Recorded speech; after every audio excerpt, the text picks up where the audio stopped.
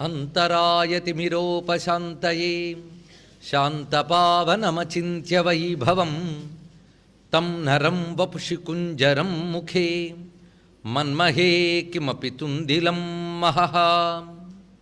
शरणं करवाणि शर्मदं ते चरणं वाणि चराचरोपजीव्यं करुणामसृणैः कटाक्षपातैः कुरु मामम्बकृतार्थ सार्थवाहम्।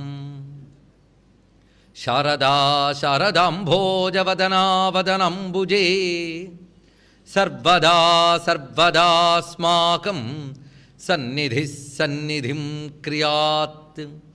विमलपटी कमलकुटी पुस्तकरुद्राक्ष शस्तहस्तपुटी कामाक्षि पक्ष्मलाक्षी कलितविपञ्ची विभासि वैरिञ्ची। वागर्थाविव सम्पृक्तौ वागर्थप्रतिपत्तये जगतः पितरौ वन्दे पार्वती परमेश्वरौ। गुरवे सर्वलोकानां भिषजे भवरोगिणां निधये सर्वविद्यानां दक्षिणामूर्तये नमः। नारायणसमारम्भां व्यासशङ्करमध्यमाम् अस्मदाचार्यपर्यन्तां वन्दे गुरुपरम्परां। नारायणं नमस्कृत्य नरं चैव नरोत्तमं देवीं सरस्वतीं व्यासं ततो जयमुदीरयेत्।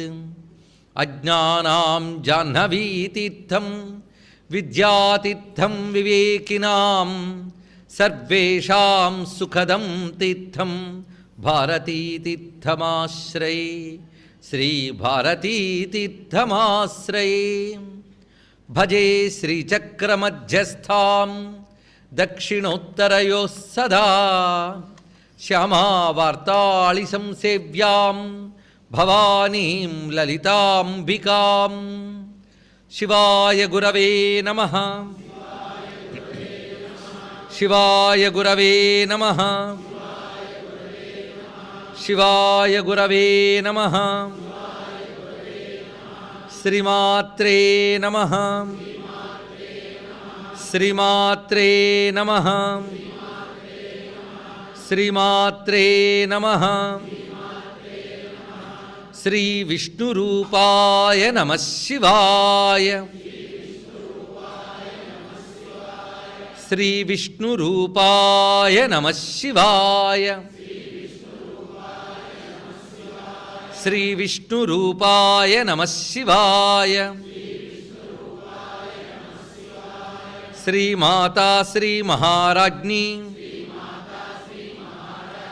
श्रीमत्सिंहासनेश्वरी श्रीमाता श्री महाराज्ञी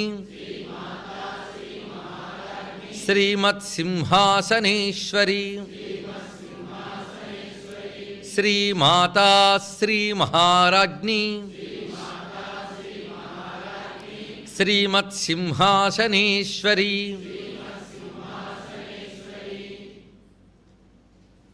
नमो महद्भ्यो ऋषिभ्यो गुरुभ्यो नमः।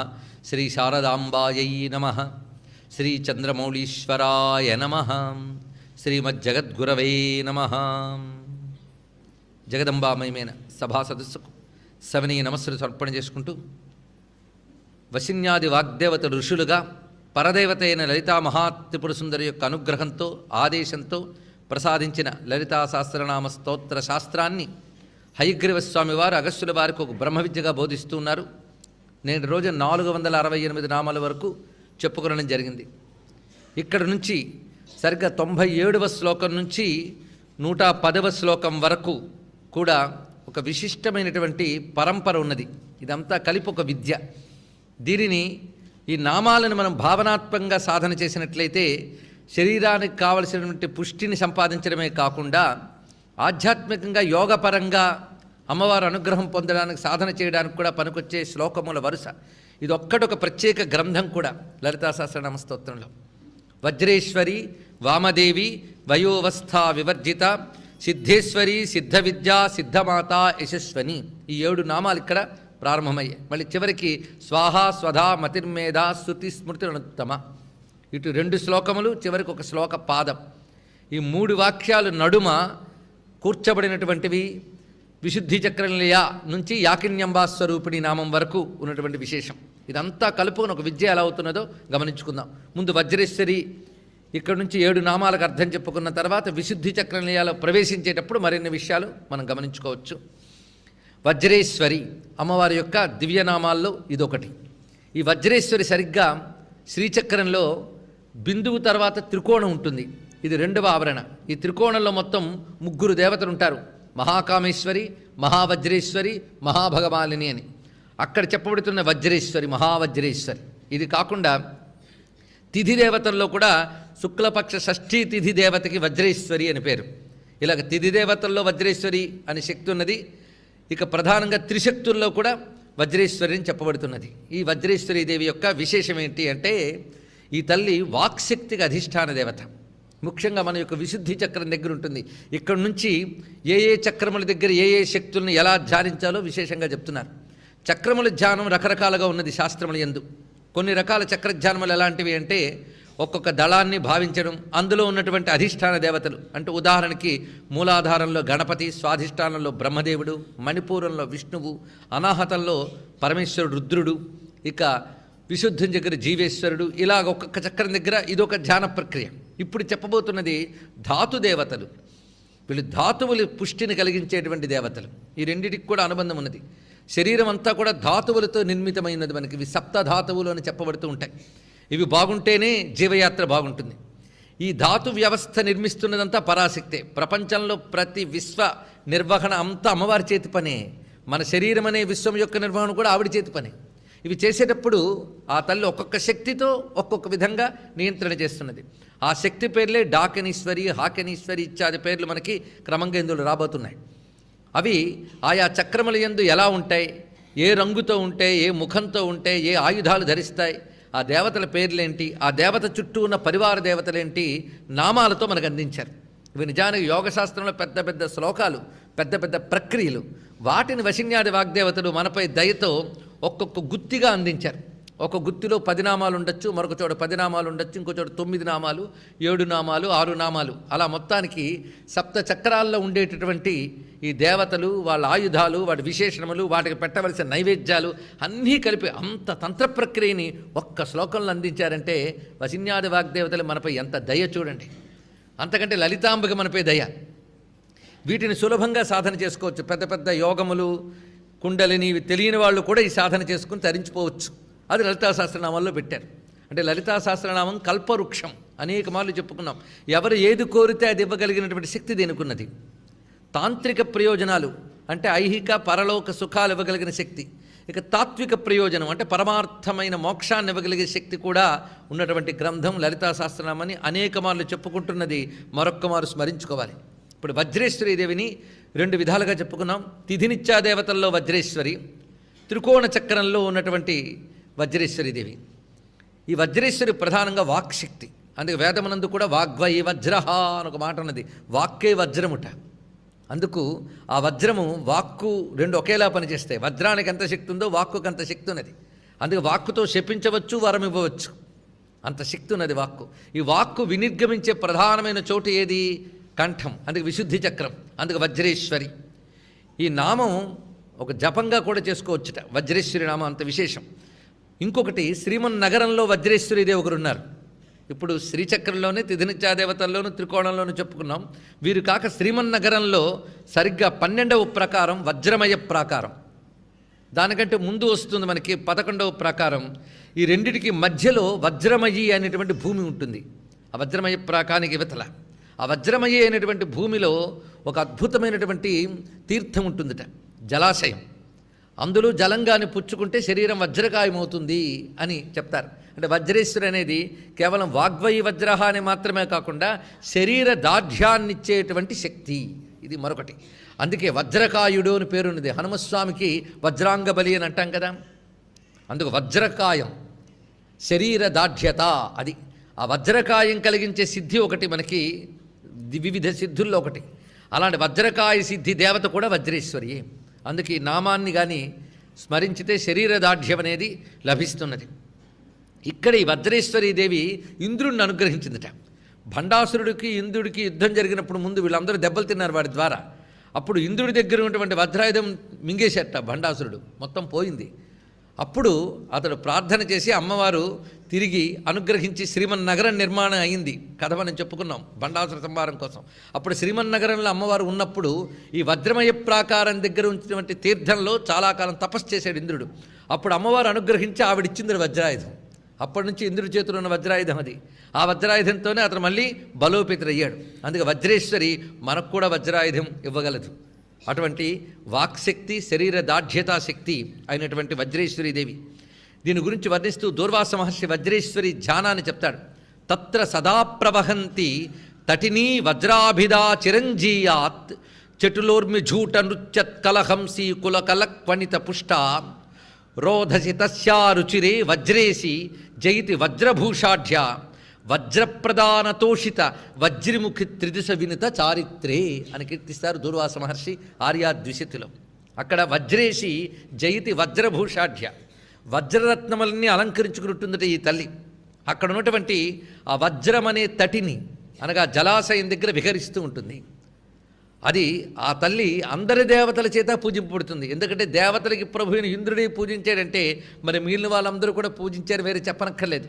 అందుకే వజ్రప్రదాన తోషిత వజ్రిముఖ త్రిదిశ వినుత చారిత్రే. వజ్రి అంటే ఇంద్రుడు, ఇంద్రుడు మొదలైనటువంటి దేవతల చేత ఆరాధింపబడే తల్లి. ఇక్కడ ఈ తల్లి గురించి చెప్తూ నారాయణదాసు గారు కూడా తల్లి వింకిలో ఒక అందమైన మాట చెప్పారు. ముమ్మూల ముగురు వేల్పుల నేలు జై జై. ముమ్మూల ముగురు వేల్పుల నేలు జై. ముమ్మూల అంటే త్రికోణం. అక్కడ ముగురు వేల్పుల్లో ఒకరుగా ఉంటూ ఏలుకుంటోందట. అందుకు ముమ్మూల ముగురు వేల్పులు నేలి జై జై పొలుపారు ముచ్చదువులకు పుట్టిల్లు అన్నారు. అన్ని చదువులకు ముచ్చదువులు అంటే ఋగ్యజుస్సామాత్మకమైన వేదం, దానికి పుట్టిల్లు అంటే వాగ్దేవత అని చెప్పడం కోసం అంత విశేషంగా చూపించారు. ఇక్కడ అంత తెలుగు మాటల్లో కూడా వజ్రేశ్వరికి మనం నమస్కారం చేసుకుని, ఈ వజ్రేశ్వరి క్షేత్రం కూడా మనకి మహారాష్ట్ర ప్రాంతాల్లో ఉన్నది. అటువంటి వజ్రేశ్వరికి నమస్కారం. వామదేవి తర్వాత ఇక్కడ మనం విశుద్ధి చక్రం గురించి చెప్పినప్పుడు వజ్రేశ్వరి చెప్పాం. తర్వాత చక్రంలోకి వస్తున్నాం. తర్వాత మనకి విశుద్ధి చక్రంలయ, అనాహతాబ్జనిలయ ఏ వరుసలో రాబోతున్నాయో వాటికి ఉపోద్ఘాతంలాగా దానికి దీనికి అనుబంధం ఉంది. అందుకే తెలుసుకోవాలి. వజ్రేశ్వరి విశుద్ధి చక్రం. అనాహత చక్రం దగ్గరికి వచ్చేటప్పటికల్లా వామదేవి అనే దేవిని ధ్యానిస్తున్నాం. వామదేవి, వామదేవ్యై నమః, ఇది మంత్రం ఈ తల్లికి. వామదేవి అన్నప్పుడు శివుడికి వామదేవుడు అని పేరుంది. ఆయన శంకర అని పేరుంటే వీడి శాంకరి అయింది, శంభు అయితే శాంభవి అయింది, రుద్ర అయితే రుద్రాణి అయింది. అలాగే ఆయనకు వామదేవ అని పేరుంటే వీడు వామదేవి అయింది. అంటే శివునికి అభిన్నురాలు అని నామసామ్యం చెప్పే నామాల్లో ఒకటి. అయితే శివుడికి వామదేవుడిని పేరు ఎందుకు వచ్చింది, ఇది కూడా మనం తెలుసుకోవాలి. వామో వందనీయ దేవ. వామ అంటే అందమైన వాడు నొకటి, వందనీయుడు అని. అందుకే మిగుల అందగాడు అని ఇక్కడ నారాయణదాస్ గారు కూడా వామదేవ అయిన శివుడి గురించి వర్ణిస్తారు.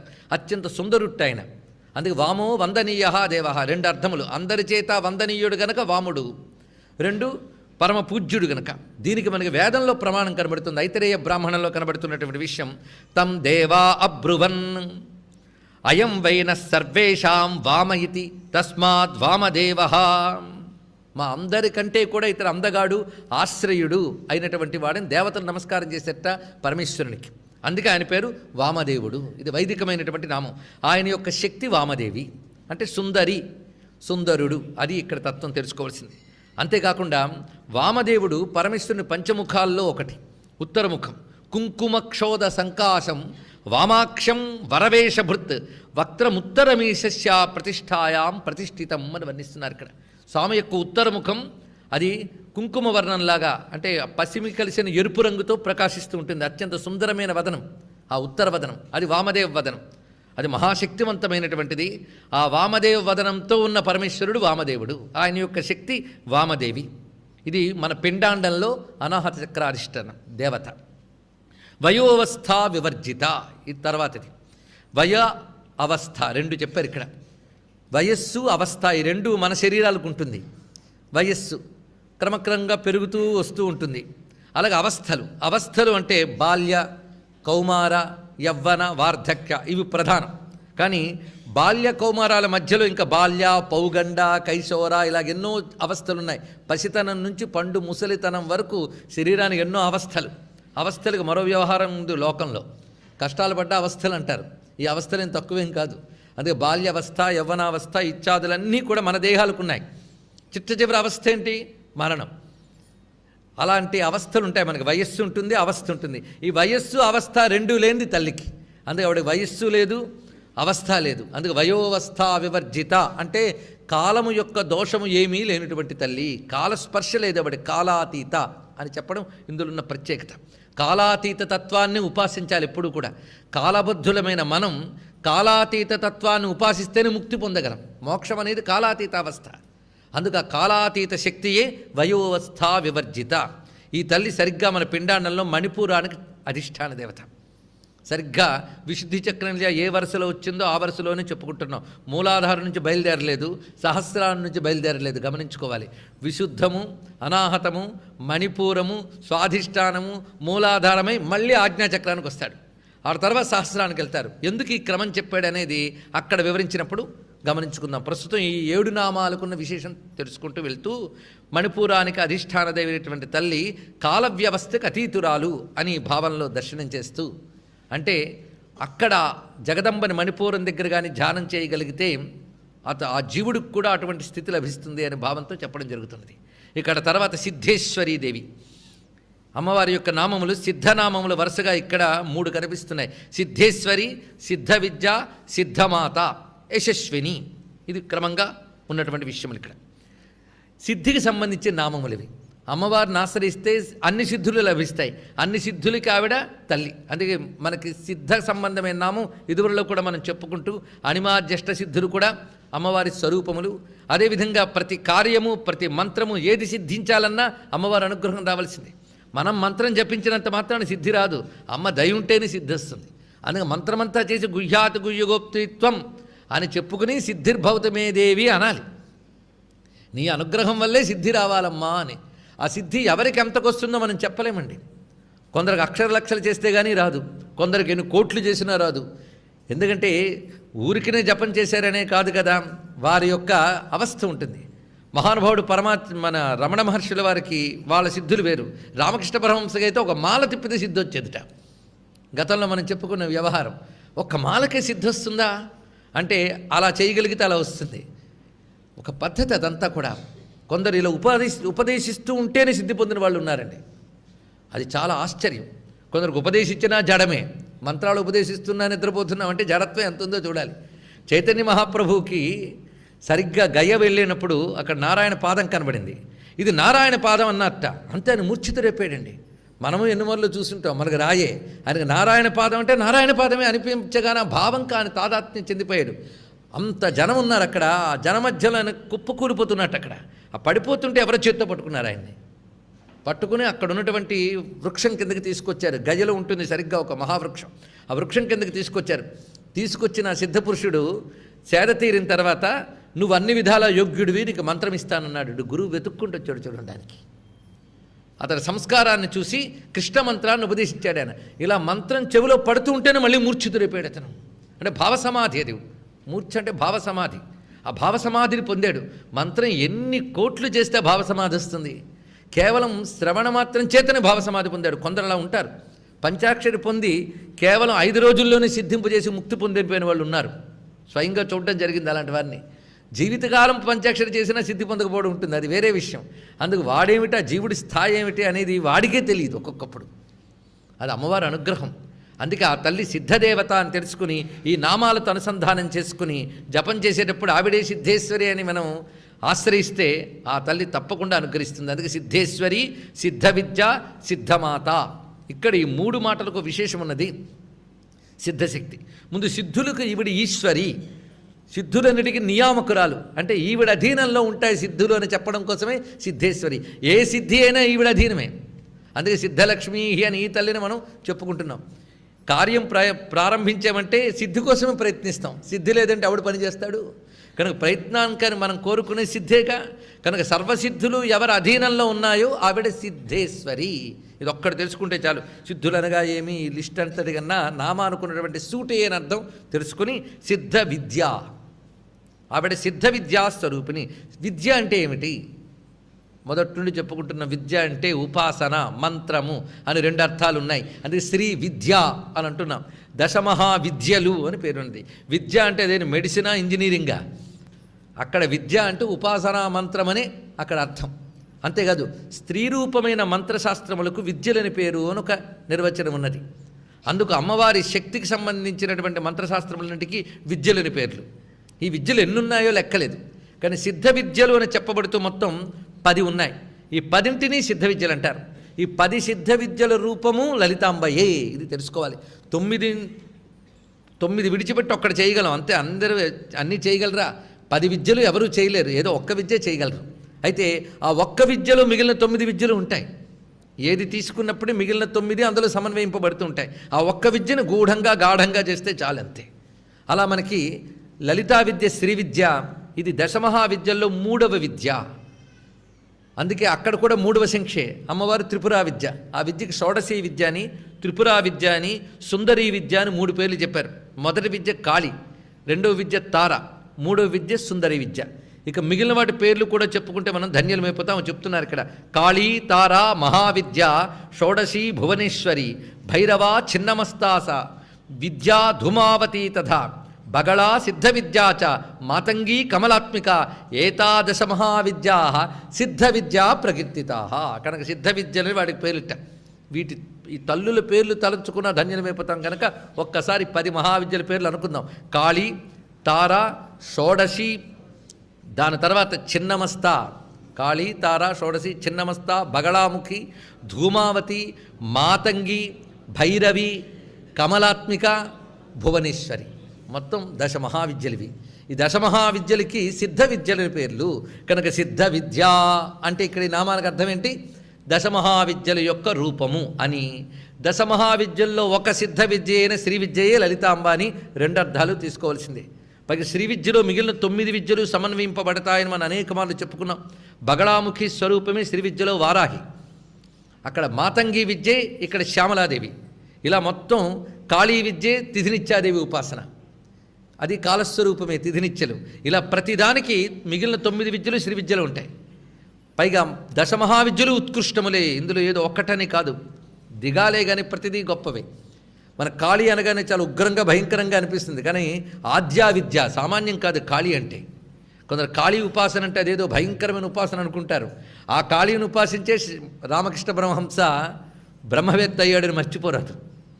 అయితే ఏ విద్యనైనప్పటికీ కూడా ఉపాసించే పద్ధతి, ఉపాసించే సంస్కారం బట్టి అది తేల్చబడుతూ ఉంటుంది. ఈ మహావిద్యల్ని ఉత్తమమైన సంస్కారంతో, వైరాగ్యంతో, వివేకంతో, సమయాచార పద్ధతుల్లో ఉపాసన చేస్తే ఈ 10 మహావిద్యలు మోక్ష విద్యలే. అలా కాకుండా కేవలం క్షుద్ర ప్రయోజనాల కోసం చేస్తూ ఉంటే అవి కేవల తాంత్రిక విద్యలు అవుతాయి. ఇప్పుడు మనది తాత్విక తాంత్రిక సమన్వయంతో సాగుతున్నది.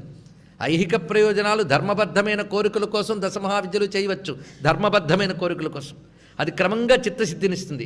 అందుకే సిద్ధ విద్యలను వీటికి ఎందుకు పేర్లు పెట్టారో చూపిస్తున్నారు.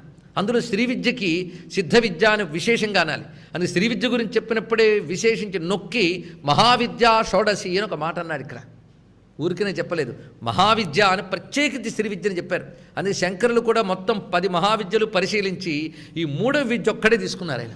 ఎందుకంటే తాను ప్రతిపాదించిన ఉపనిషత్ ప్రతిపాద్యమైనటువంటి ఔపనిషద బ్రహ్మం అనగా శుద్ధమైన వేదాంత ప్రతిపాద్యమైన బ్రహ్మముని చేర్చగలిగేది, ఆ లక్షణము కలిగిన విద్య శ్రీ విద్యయే అని గమనించారు ఆయన. అందుకే దీనిని మాత్రమే స్వీకరించి ఆయన తన పీఠములన్నిటా కూడా శ్రీ విద్య జరిగేలాగా ఏర్పాటు చేశారు శంకర భగవత్పాదుల వారు. ఎందుకు శ్రీ విద్య తీసుకున్నారు అంటే అది కేవలం ఔపనిషదమే, సర్వోపనిషదుద్ఘుష్ట. అందువల్లనే అది మనం మొదటి నుంచి ప్రతిపాదన చేసుకుంటూ ఉన్నాం. అందుకు ఈ విద్యకి సిద్ధ విద్య అని పేరు ఎందుకు వచ్చిందో చూపిస్తున్నారు. ముందు ఈ విద్య ఉపాసనతోనే ప్రారంభమవుతుందట. ఉపాసన చేస్తున్నప్పుడు మన యొక్క వాక్కు, శరీరము కూడా దానిలో ప్రవేశిస్తాయి.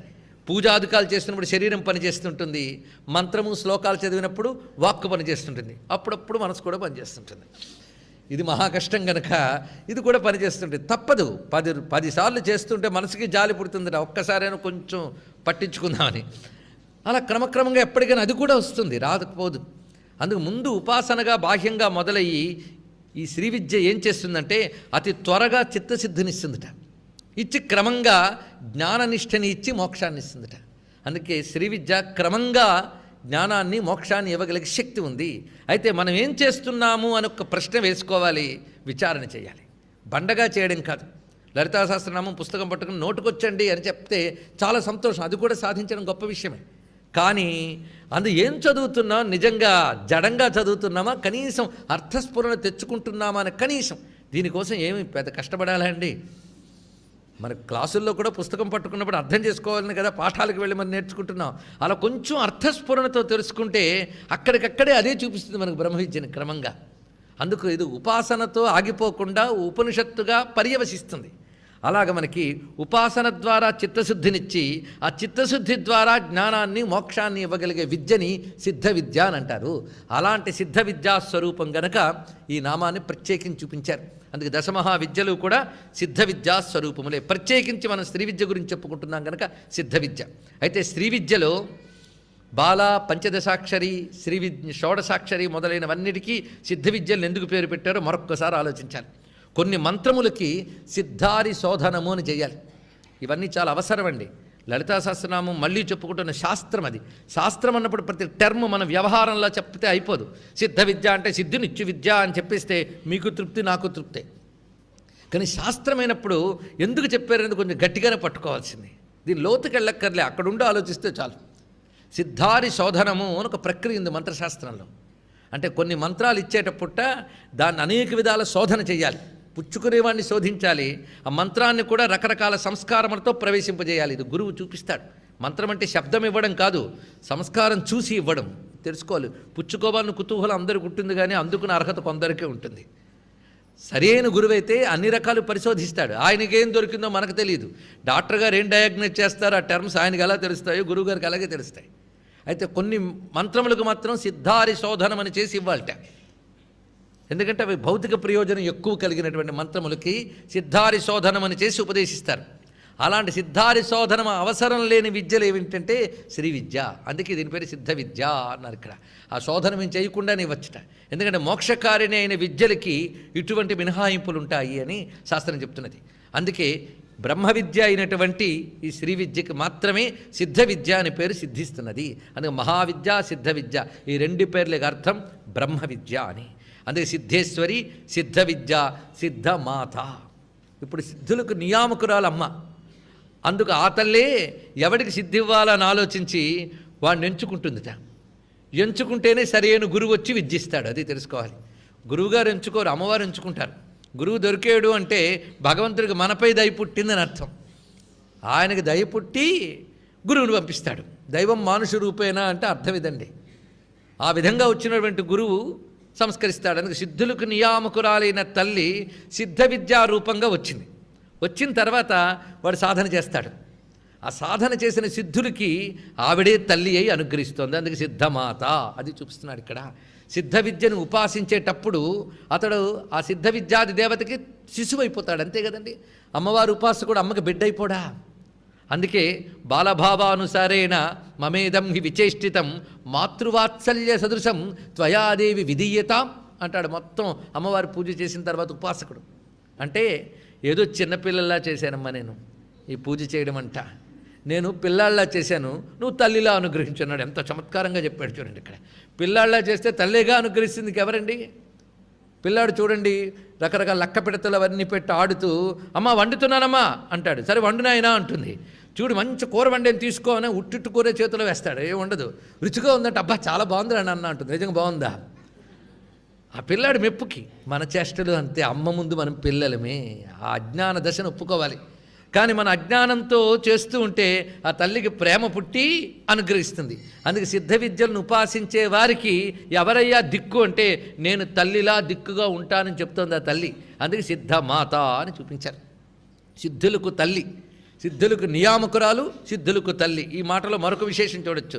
నియామకురాలంటే ఏ సిద్ధి ఎవడికి ఇవ్వాలన్నా ఆవిడ అధీనంలో ఉన్నాయి, అది నియామకురాలు. మాత అంటే కారణమైనది అని అర్థం. సిద్ధులు ఆవిడ నుంచి పుడతాయి, ఆవిడ నుంచి వస్తాయి, అందుకు ఆవిడ సిద్ధులకు తల్లి, ఇది ఒక అర్థం. అయితే ఈ సిద్ధి వల్ల మనకు వచ్చేటువంటిది ఒక శాశ్వతమైనటువంటి స్థితి, ఆనందం. ఆ శాశ్వతమైనటువంటి ధర్మము, ఆ కీర్తి, యశస్సు. ఆ యశస్సు ఆ సిద్ధి యొక్క లక్షణము. అందుకే చివరికి యశస్విని అని మాట చూపించారు. మొత్తం ఈ 7 నామాలు మనం పరిశీలించుకుంటే వజ్రేశ్వరి, వామదేవి, వయోవస్థ వివర్జిత, సిద్ధేశ్వరి, సిద్ధ విద్య, సిద్ధమాత, యశస్విని. ఇక్కడ సిద్ధ శబ్దానికి మరొక రకమైన శాస్త్రీయమైన అర్థం చూడాలి. సాధ్యము సిద్ధము అని 2 విషయములు ఉన్నాయి ఇక్కడ. సాధన, సాధ్యము, సిద్ధము, ఈ 3 విషయములు చూద్దాం. సాధన, సాధ్యము, సిద్ధము. సాధకుడు అని మరొక విషయం ఉంది. సాధకుడు అంటే సాధన చేసేవాడు. ఈ సాధనతో వాడు ఏం చేస్తాడు? సాధ్యం చేసుకుంటాడు. అయితే అమ్మవారు సాధ్యమా సిద్ధమా, ఇది ఆలోచించవలసిన అద్భుతమైన విషయం అండి. సిద్ధము సాధ్యము ఇది గొప్ప ఆలోచించుకోవాల్సిన విషయం. ఇప్పుడు ఒక వస్తువు ఇక్కడ లేదు, దాన్ని మనం కష్టపడి తయారు చేసాం, దాన్ని సాధ్యము అంటాం. సిద్ధము అంటే నీ తయారీ లేదు, అది అక్కడ ఉంది. ఉదాహరణకి మనం దీపం వెలిగించాం, దీపం వెలిగించడం సాధ్యం, అది నువ్వు వెలిగిస్తే కనిపించింది. సూర్యుడు సిద్ధం, తెలిసింది కదా, రెండింటికి ఇప్పుడు అర్థం తెలిసిపోయింది మనకి ఇక్కడ. అలాగే కుండ సాధ్యం, మట్టి సిద్ధం. కనుక తనంత తానుగా కలిగి ఉన్నటువంటిది అది సిద్ధ వస్తువు. అందుకే సిద్ధ వస్తువు ఏదయ్యా అంటే బ్రహ్మమే సిద్ధ వస్తువు, అది ఎవడు తయారు చేయుడు. మోక్షము సిద్ధ వస్తువు, సాధ్య వస్తువు కాదు. ఇది శాస్త్రం చెప్తోంది. మోక్షం ఎవడు తయారు చేయలేడు, మోక్షం ఎవడు పుట్టించలేడు. పుట్టిస్తే వస్తువు అయిపోతుంది. ఒకప్పుడు లేనిది ఇప్పుడు పుట్టిందంటే ఒకప్పుడు పోతుంది, అది తెలుసుకోవాల్సింది. లేనిది వచ్చిందంటే ఎప్పటికప్పుడు లేకుండా పోతుంది, ఇది సూత్రం. అది మరి మోక్షము సాధ్యమా సిద్ధమా, ఇది గొప్ప చర్చ చేసింది. ఇది వేదాంత చర్చ అండి, చిన్న విషయం కాదు. సిద్ధ వస్తువే కానీ సాధ్య వస్తువు కాదు. కనుక అమ్మవారి తయారీ కాదు. మీరు అమ్మవారి విగ్రహం తయారు చేయొచ్చు కానీ అమ్మవారిని తయారు చేయగలమా మనం? అమ్మవారు ఉన్నావిడా, ఆవిడ వల్ల అన్నీ సాధ్యమవుతాయి. ఆవిడ దేనివల్ల సాధ్యం కాదు, ఆవిడ సిద్ధమై ఉంది అక్కడ, ఆవిడ సిద్ధంగా ఉంది. ఆ సిద్ధంగా ఉందన్న మాట కూడా ఎంత బాగుందండి. మనం తయారు చేయవలసిన అవసరం లేకుండానే సిద్ధంగా ఉంది, ఇది ఎంతో బాగుంది. తయారు చేయవలసి వస్తేనే అనేక కష్టాలు, సరిగ్గా చేయగలమా లేదా అని. సిద్ధ వస్తువు ఉందనుకోండి, ఈ బాధ లేదు మనకి. మన సాధన చేస్తూ ఉంటే సిద్ధ వస్తువే గనక నీలో ఏవైనా లోపాలుంటే ఆ తల్లే అనుగ్రహించి దగ్గరికి తీసుకుంటుంది. సాధ్య వస్తువు కాదు, సిద్ధ వస్తువు. అందుకే సిద్ధము అనగా బ్రహ్మ విద్యయే, పరబ్రహ్మము అని అర్థం. అందుకే సిద్ధ విద్య, సిద్ధేశ్వరి, సిద్ధమాత అంటే పరబ్రహ్మయే ఈశ్వరిగా, మాతగా, విద్యగా మనల్ని అనుగ్రహిస్తున్నాడు. అది తెలుసుకోవాల్సింది. ఆ పరబ్రహ్మ స్వరూపమే ఈశ్వరి, విద్య, మాత అని 3 పేర్లతో చెప్పబడుతున్నది. అంత బలీయమైన గొప్ప నామాలు ఇవి. ఇప్పుడు వజ్రేశ్వరి నుంచి యశస్విని వరకు మనం చెప్పుకుంటూ ఉంటే క్రమంగా 7 చక్రాలకి నియామక శక్తులు వీరు. ఇప్పుడు మనం మణిపూరం వరకు వయోవస్థ వివర్జిత చెప్పుకున్నాం. స్వాధిష్టాన చక్రంలో సిద్ధేశ్వరి అని చెప్పబడుతుంది. ఇక సిద్ధ విద్య అయినటువంటి తల్లి సరిగ్గా మూలాధార చక్రానికి అధిష్టాన దేవత. యశస్విని అనేటువంటి తల్లి చెప్పబడుతుంది. తర్వాత సిద్ధమాత ఆజ్ఞాచక్రానికి, యశస్వినిదేవి సహస్రార చక్రానికి ఇక్కడ అధిష్టాన శక్తులుగా చెప్పబడుతున్నాయి. అందుకే 7 కూడా 7 విశుద్ధి చక్రం నుంచి ఆజ్ఞాచక్రం వరకు వరుస తీసుకున్నారు. ఇప్పుడు తర్వాత వచ్చేవి అదే వరుసలో వెళ్ళబోతున్నాయి. ఈ గుర్తులు జాగ్రత్తగా పట్టుకుంటూ వెళ్ళాలి మనం. 476వ నామం నుంచి 485 వరకు 10 నామాలు కలిపి ఒక గుత్తి. ఇదంతా కలిపి ఒకే విద్య, ఒకదానికొకటి సంబంధం ఉంటుంది. ఇక్కడ నుంచి మనందరం భావనాత్మకంగా వినవచ్చు. ఇక్కడ వింటే సప్తధాతువుల యొక్క అనుగ్రహం ఇక్కడే మనకు లభించవచ్చు. అందుకు విశుద్ధి చక్ర నిలయ, దీని కొందరు విశుద్ధ చక్ర నిలయ అని చదువుతారు. ఎలా చదివినా దోషం లేదు. కనుకొని విశుద్ధి చక్రము ఇది ఎలా ఉంటుంది అంటే కంఠస్థానం దగ్గర ఉన్న చక్రానికి విశుద్ధి చక్రమని పేరుది. ఇవన్నీ సిద్ధములే కనుక కాసంత సాధన చేస్తే తప్పకుండా వస్తాయి. అదే మీకు మంచి లడ్డూని ధ్యానం చేయండి అంటే కష్టం, అది సాధ్య వస్తువు, సిద్ధ వస్తువు కాదు. అదే పరమాత్మని ధ్యానం చేయండి అంటే మంచిదే, ఎందువల్ల అది సాధ్య వస్తువు కాదు, సిద్ధ వస్తువు. అందుకే భగవంతుడిని ధ్యానించడం అనేటువంటిది సత్యము, వస్తువుల్ని ధ్యానించడం అనేది మిథ్య. ఎందువల్ల అంటే అది తయారు చేసుకోవాల్సిన వస్తువు, ఇది తయారై ఉన్న శక్తి, ఇది తెలుసుకోవలసినది. అందుకే కాసింత భావన పడితే అలా సిద్ధి వస్తుంది. కనుక ఇక్కడ విశుద్ధి చక్రం అంటే కొత్తగా అక్కడ మీరు దళాలను తయారు చేసుకోక్కర్లే, అక్కడ ఉన్నాయి. ఉన్నదాన్ని భావన చేయడమే మనం చేయవలసింది. ఎలా ఉన్నాయి? సూక్ష్మ ప్రపంచంలో ఉన్నాయి, స్థూలం కాదు. ఇక్కడ స్థూలానికైతే ధ్యానం అక్కర్లేదు, దర్శనం చాలు. సూక్ష్మానికే ధ్యానం కావాలి, సూక్ష్మ సత్యానికి ధ్యానం కావాలి. అసత్యానికి ఊహ కావాలి. చూడండి దేనికే అసత్యం ఊహించుకోవాలి, సత్యాన్ని ధ్యానించుకోవాలి. ఊహా ధ్యానం నిజానికి ఒకటే. భగవంతుడి రూపాన్ని ధ్యానించండి అని అంటారు. అదే మనకేదైనా ఒక ఊరునో దేన్నో మనం ఊహిస్తాం, కానీ ధ్యానిస్తామనడానికి కుదరదు అక్కడ. ఎందుకు? అది భౌతిక వస్తువు. భౌతిక వస్తువుని ఊహ అనాలి, భగవద్ వస్తువుని ధ్యానం అనాలి. ఇది తెలుసుకోవాలి. దేనికేదో ఇది తెలియక అది కూడా ఊహ కదండి అంటాడు ఒకడు. అది ఊహ కాదు, అది ఉన్న వస్తువు. అది అందుకే ఉన్న నిన్నే నేను ఊహించుకొనుచుంటి కన్నార కనలేక కలరూ పెరుంగక. కనుక భగవద్ధ్యానం ఎందుకయ్యా సత్యమవుతున్నది అంటే ఉన్న వస్తువే కనుక. ఉన్న వస్తువు సిద్ధ వస్తువు, అది తెలుసుకోవాల్సింది. అందుకే ఇప్పుడు మనం చేస్తున్నది ఉన్న ధ్యానమే. కాసింత పెట్టినా చాలు, కొంతసేపు కునికినా అప్పుడప్పుడు తలెత్తుతున్నా సిద్ధిస్తూ ఉంటుంది. సరే, ముందుగా విశుద్ధి చక్రనిలయ. ఏ పేర్లు ఎందుకు పెట్టాడో చాలా విశేషం అండి. అక్కడికి జీవుడు చేరుకోగలిగితే వాడి జీవతత్వం అంతా శోధింపబడుతుందట. అందుకు విశుద్ధ చక్రనిలయ అని చెప్పబడుతుంది. ఇది ఎలా ఉంటుందంటే సర్వశ్వేతానతియుత. అక్కడ కమలం తెల్లని రంగుతో ఉంటుంది. మొత్తం 16 దళాలు ఉంటాయి. ఈ 16 దళాలు, ఆ 16 దళాల కమలం లోపల దేవత ఎవరు, ఆవిడ చుట్టూ ఉన్న పరివార దేవతలు ఎవరు, ఆ దేవత యొక్క స్వరూపం ఏమిటి, ఆ దేవత ధరించిన ఆయుధాలేమిటి, ఆ దేవతకి నివేదించవలసిన వస్తువు ఏమిటి, అవన్నీ ఇక్కడ చెప్పబడుతున్నాయి. ఇవి సాధన చేసుకోవచ్చు. ముందుగా ఈ నామాలు ముందు చదువుకుందాం. విశుద్ధి చక్రనిలయ రక్తవర్ణ త్రిలోచన ఖట్వాంగాది ప్రహరణ వదనైక సమన్విత పాయసాన్న ప్రియా త్వక్స్థ పశులోక భయంకరి అమృతాది మహాశక్తి సంవృత డాకినీశ్వరి. ఇదొక గుత్తి. ఇది త్వక్స్థ. త్వక్ అంటే చర్మము, చర్మమునందు ఉన్నది అని అర్థం. అంటే సప్తధాతువుల్లో చర్మధాతువు ఏదైతే ఉన్నదో ఆ ధాతు నిర్మాణ శక్తి ఈవిడ. ఈ చర్మం మనం తయారు చేసుకోగలమండి? ఈ చర్మం గురించి చెప్తూ ఉంటే ఆశ్చర్యం వేస్తుంది. ఇప్పుడు సైన్స్ అంతా ఉన్నదాన్ని పరిశోధిస్తుందేదేమో కానీ తయారు చేయలేదు ఏది కూడా. అలా మనకున్నటువంటి చర్మ వ్యవస్థ అంతా తయారు చేసే లోపలి చైతన్యం, ఆత్మ చైతన్యమే కదా అంతా చేసుకుంటూ వెళుతుంది. ఇక్కడ ఆత్మ చైతన్యం ఏ చక్రంలో ఉండి ఏం పనిచేస్తుంది కనుక మన యొక్క చర్మ వ్యవస్థ నియంత్రించేటువంటి శక్తి ఎక్కడున్నది? విశుద్ధి చక్రంలో. అందుకే విశుద్ధ, ఆ శుద్ధతత్వం ఆ చర్మానికి రావాలి. అందుకే లోపల పాడైన చర్మంలో దోషాలు కనిపిస్తూ ఉంటాయి మనకి. అందుకే చర్మం బట్టి మన శరీర వ్యవస్థని చెప్పవచ్చు. ఇప్పుడు రక్తం పుష్టిగా ఉందో లేదో కూడా చర్మం బట్టి చెప్పచ్చు అనేకం. అందుకే చర్మ వ్యవస్థకి తల్లి ఇక్కడ చెప్పబడుతున్నది. ఆ తల్లి విశుద్ధి చక్రనిలయ అయినటువంటి తల్లి డాకినీశ్వరి అనేటువంటి అమ్మవారు. ఇక్కడ పేర్లు చెప్తున్నప్పుడే మనం నమస్కారం చేసుకుంటూ వెళ్ళిపోవచ్చు. ఆ రూపం ఎలా ఉంటుందో మంత్రశాస్త్రాలు మరొక చోట వర్ణించాయి, చాలా విశేషంగా వర్ణించాయి. దాన్ని సారంగా తీసుకున్నారు వశిన్యాది వాగ్దేవతలు. ఒక్కొక్క చిన్న మాటలో విశుద్ధి చక్రనిలయంలో ధ్యానించుకోవచ్చు మనం. అయితే ఎలా ఉంటుందో ఏమిటో తర్వాత నామాల్లో వివరిస్తున్నారు. రక్తవర్ణ తర్వాత నామం ఇది. ఎర్రగా ఉంటుంది ఈ అమ్మవారు. కమలం తెల్లదే, అమ్మ రూపం ఎర్రగా ఉంటుంది. అందుకే రక్తవర్ణ. అయితే పాఠాంతరంలో ఆరక్తవర్ణ అని ఉన్నది. భాస్కర్ రాయల వారు ఆరక్తవర్ణ అని రాశారు, కానీ అందరూ రక్తవర్ణ అని ఉన్నాయి. ఆరక్తవర్ణ అంటే తప్పేం లేదు, రక్తవర్ణ అంటే అంతకంటే తప్పు లేదు. ఆ అంటే మొత్తము అని అర్థం, ఆ రక్తవర్ణ అంటే మొత్తము రక్తవర్ణమే. అయితే భాస్కర్ రాయల తపన ఏమిటి అంటే లలితా సహస్రనామంలో పునరుక్తి లేదు అని చెప్పాలనుకున్నారు ఆయన. అందుకే ఎక్కడైనా ఒకే శబ్దం రెండులా కనబడితే దాని మరొకలా సాధించారు ఆయన. తర్వాత కూడా మనం వెళుతూ ఉంటే స్వాహా స్వధా మతిర్మేధా శృతి స్మృతి అనుత్తమా దగ్గర మతిహి అనే నామం వస్తుంది. మతిహి అనే నామానికి పూర్వం పాఠాల్లో మాత్రం మతిహి అనే మాత్రమే ఉంది. కానీ మనకి శ్రద్ధ అక్కడ ముందు శాంతి పుష్టి దగ్గర మతి వచ్చింది, మళ్ళీ ఇక్కడ మతి వచ్చింది పునరుక్తి అవుతుంది అనే ఉద్దేశంతో భాస్కరాయల వారు అక్కడ సంధి విడదీసి అమతిహి అని చూపించారు. ఇక్కడ అందరూ అమతిహి అమతిహి అనే పూజ కూడా చేసేస్తున్నారు, రమత్యై నమః అని ఇక్కడ. కానీ నారాయణ భట్టు పాటల్లో మాత్రం స్వాహా స్వధా మతిర్మేధ, అక్కడ మతి అనే చెప్పాడు కానీ అమతి చెప్పలేదు ఆయన. అయితే ఏది తప్పుని ఎవరిని అనకూడదు, అక్కడ వచ్చింది బాధ.